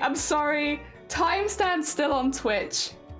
It's just been the same day for nearly 3 years now. Also home. Good afternoon. I hope you're doing well. We are doing some smocking at the moment, although I probably will have to leave soon because I'm having a bit of a crash. I had sugar and lack of sleep, and now my body's like, and I'm like, I'm losing it by the second, and I don't want to make any mistakes because I'm having a sugar crash. It's my own fault. I don't deserve pity. I did this to myself. I should have had a proper breakfast. Oh, he is sleepy, but then he hears snacks. He's wide awake. Heck yeah. Oh, same, to be honest. Same. Speaking of pets, I'm finally allowed to let my chickens out today. They've been locked in a prison because of bird flu. Oh, bless. Oh, they're going to enjoy that so much. Being able to wander around again. I understand, obviously, you've got to keep them safe first and foremost, but chickens don't understand. They just want to be free. Oh, my God. Oh, that'll be lovely. Have the chickens wandering around again. Very heckin' sweet. I do like chickens. I do like them. Very cool. They're always smaller than I remember them being. For some, I think it's because I first saw chickens when I myself was very small. And so like, I always have this image of chickens in my brain being like quite big birds. And then I see them and I'm like, oh my god, so small. Oh my god. To dance nuke to hype. Dude, welcome on in. How are you doing? How goes all the crafting? We've been doing some smocking here. Thank you so much for the heckin' 16 months. We've all been talking about like our like pets and animals today. I don't know if you have any pets or animals you want to add to the discussion. We always hear from you boys and girls. We had some very cute and very handsome beans posted today. Oh dear. Yeah, I hope all the crafting is going well. We're just smocking away. I'm about to have a sugar crash because I have made bad choices with my morning and I ate bad things and I didn't sleep very well. So instead of using like, you know, just resting more, I decided to just overdose on sugar and I felt great, but now I'm feeling a little bit crashy. You recently got some fish? No, fish are pets and I feel very strongly about fish care. Not that I've ever had a fish, but many people in my family do look after fish and they love them. And fish are a wonderful pet, and they deserve to be treated just as well as any other pet. So yeah, I'm very passionate about fish as pets. TikTok and the stuff that they do to fish make me very upset because they just don't treat fish with the same respect as other pets get treated. And fish deserve just the same amount of love. And I'm not biased because my name starts with fish. Or ends with fish. I genuinely think fish don't get the amount of love they deserve sometimes. I haven't progress my tier cards annoyed. Yeah.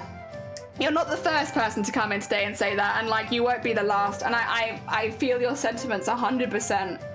I don't watch TikTok, what they've been doing to fish over there. Oh, okay. So this might be a little upsetting to some people.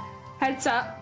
So fish are treated like an ornament very heavily on TikTok, but to the point where they get put in really small, like they've been putting like these like groups of fish in like bottles and putting them in like as centerpieces on tables.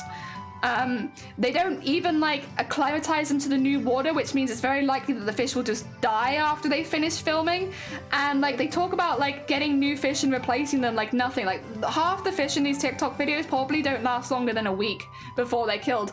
And like that's just normalized because like, you know, fish aren't seen as like proper pets, and it's like it's really upsetting. It is just animal abuse, but people don't see that because they're fish. Very sad. Very, very heckin' sad.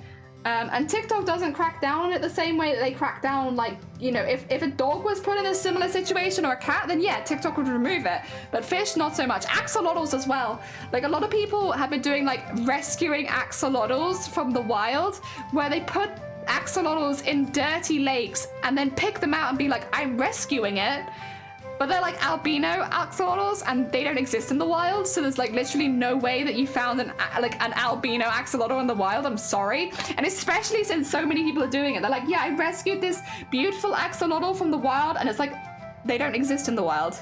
That's like literally something that's been genetically engineered that does not exist. You're not fooling anyone. Well, you are fooling a lot of people into making people think that you're a good person because you rescued a wild axolotl from like a muddy lake, when in reality you just put your axolotl in a muddy lake and then pretended to rescue it. And it's like, again, TikTok doesn't crack down on things. This is the thing, it's so easy to prove as well because most of the time the axolotls they use don't exist in the wild. So like there's literally no way that you found that. I'm sorry, you just didn't.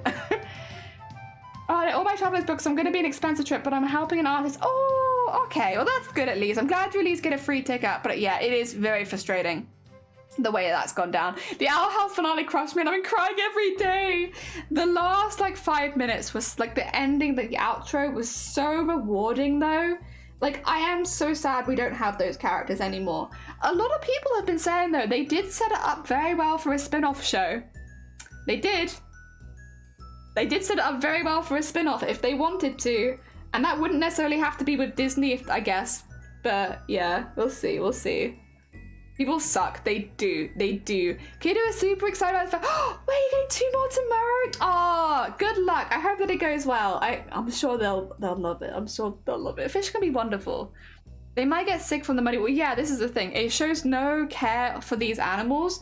And because they're like fish or axolotl and stuff like that, people just don't care for them. Like, there are a lot of people, like experts in fish, vets and stuff like that, who will duet these things and be like, yeah, so you've put fish together that shouldn't be together, or you've put fresh water and saltwater fish together. You can't do that. One of those fish will die. Like, that's not how that goes. They need different things. And like, so a lot of experts will actually go through these and dissect them and be like, yeah, so what you've done is basically kill half the fish in here because they don't have the same climate. So they're going to get really sick and they're going to die. And when they'll look at the next video, they'll be like, oh, so that is the same breed of fish, but this is very clearly a different fish. So I can only assume that the fish that they used before probably died, because otherwise why would you have another one? And it's like, yeah, it's very like upsetting stuff. And people just don't treat fish very well. And like, I love fish. They're not a pet that I'd get for myself because again, I think a lot of pets suit one lifestyle and not another. Probably not a pet that I get myself, but I love seeing my family's fish. And by the way, very healthy and very happy beings, with lots of space that they need. Big electric bill, to be fair, to have fish these days, but yeah, you know, you do that for your pet. If your pet needs a large tank, you get it a large tank because you get it because you love them and you want them to be happy and the happiest they can possibly be. So yeah, the stuff that they do on TikTok with fish is like very upsetting. You could literally just use fake fish. You don't have to use real ones for half the stuff they're doing. Yeah, it's just not great. It's just not great. I could talk about that for a long time, but I won't because I think I've got my point across. It's fun to do research for getting a pet. Yeah! Like, find a pet that suits what you want. I think, unfortunately, though, it's the whole, like, people that get animals for clout, you know, where they're like, I've got this pet so that I can specifically do this kind of content. And that's when I think the pets probably aren't that well looked after. Maybe not all the time, but like, you know, a lot of the time, people they got the pet because they thought it would be good for their content, and then they don't look after it, and it's like, it's not my favorite. I love animals, so when I see stuff like that happening, it makes me very upset. My local pets at home has a point system, so I have a 7-point tank and only certain fish, and we have 3 tiny 1-point. Oh, so we're getting 2 small 2-point cold water fish that go together, and they also stop sending bunnies for Easter. Good store. Yeah, actually, very good store. Very smart. Good thinking in advance, because I wouldn't have even thought, do people actually buy bunnies for Easter? There's no way, right? Just for Easter? I'd hope not. I'd hope people have more restraint than to do that. Jesus. But yeah. No, very smart. Seems like they're really thinking ahead and thinking of the animals first. You know, buying from someone you trust from is like, I think a lot better as well. Like if you can trust them that the fish will be healthy and that they're well looked after in the store and that they set you to look after them well, I think that makes a big difference. Yeah.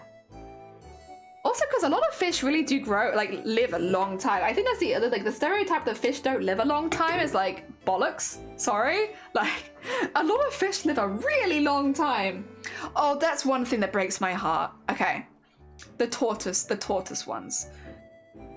There was an ASMR tortoise trend for a while where, so tortoises do shed their shells, but it's a natural thing that happens and they very rarely need any like assistance with it. It's something that they can do themselves.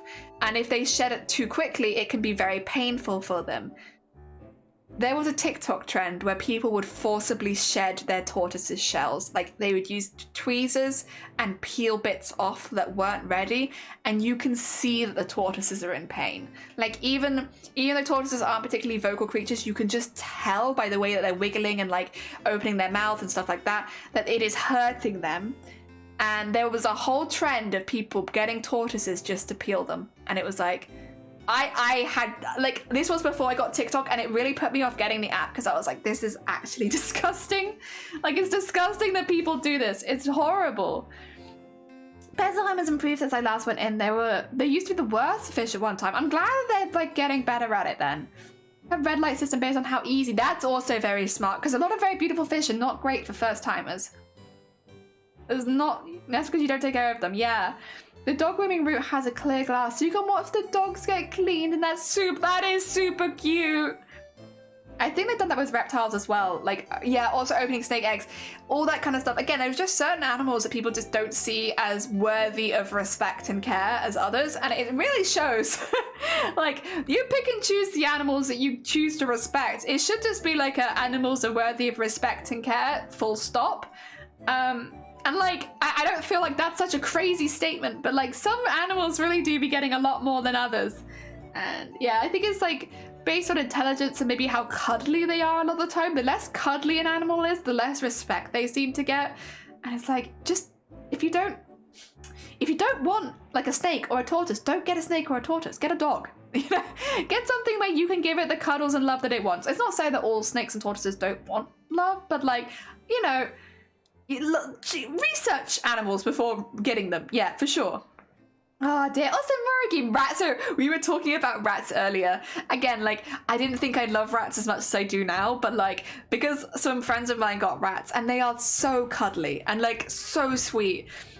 I was genuinely shocked by how much I enjoyed interacting with their rats. Again, a shorter lifespan. It is always sad when they leave, but you can give them a really happy life. And like these rats were so happy. They were so happy. Oh, I'm bisexual. Punisher! Good afternoon. I hope you're doing well. We're just talking about pets. Rats are so sweet. Like again, the younger ones were like a bit more wiggly, but the old ones would just come and crawl onto. Oh, who? Queena, you pet the gay? Welcome. You are now gay. That's how it works. If you touch a gay person, you become gay. Welcome to the LGBTQA+. Unless you were already in it, in which case, get out. You have too much gay, you become straight. That's just how it goes. I don't make the rules. No, I'm joking. Thank you for the pets. Ah, dear. But yeah, so rats very cute. The old ones would just kind of sit on your lap and cuddle. Contagious. Yeah, contagious. Everyone who's pet me is now gay. Surprise. Also, I'm really sorry. I am gonna end stream there. I know I could normally go for a little bit longer, but I'm like, I don't know if you can tell, I'm just like crashing. I'm like sugar crashing hard. I probably need to go have a bit of a rest and a bit of a punish. I'm so sorry. I'm so sorry. It's not your fault. It's not you. It's me. I haven't slept very much. And then I had loads and loads of sugar this morning. So now I'm like crashing. But from the mixture of like having lots of sugar and also not sleeping, I'm just like, wah.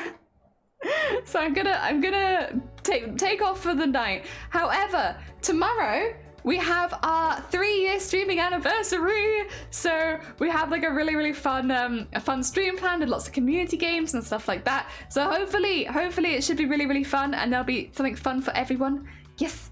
Oh, we have a few people we could raid into right now. Oh shoot. Kinda wanna Okay, I don't own this game and I want to. We're raiding into Bear because Bear's gonna be playing a game that I wanted to play one day, but I'm not gonna be playing yet. And I wanna watch them. I wanna watch if they enjoy it. And also Bear is always a really sweet person to go raid into. I think you'll enjoy it there if you haven't been there before. Oh shoot! I accidentally typed it into their chat. Oh my god! How embarrassing! How embarrassing! Oh no! Oh, end me now! Oh my god!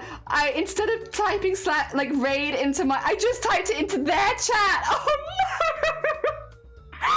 Oh my god! End me!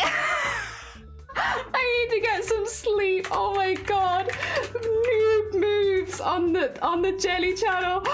Oh, let's just hope that they don't notice. Let's just hope that they don't notice. I can't hear them. I can't hear them, so it should be fine, right? Oh, thank you so much for putting the raid calls in the chat, Shifty. Do grab a raid call. They might know we're coming. They might know we're coming because I just royally embarrassed myself by trying to raid command in their chat. Oh my god. Let me just cringe back into myself. Gross. Oh my god. Heck. Well, no, thank you everyone for joining me. I'm sorry that I ended it like a cringy lady. Tomorrow though, 3-year streaming anniversary. It should be really exciting. Do go a raid call. Definitely check out Bear if you haven't met them before. They're a very sweet bean. I think you'll all enjoy your time there. And I'll see you on the 3-year stream anniversary. Take care, everyone. Oh god. How embarrassing. Oh, I am a hive of embarrassment.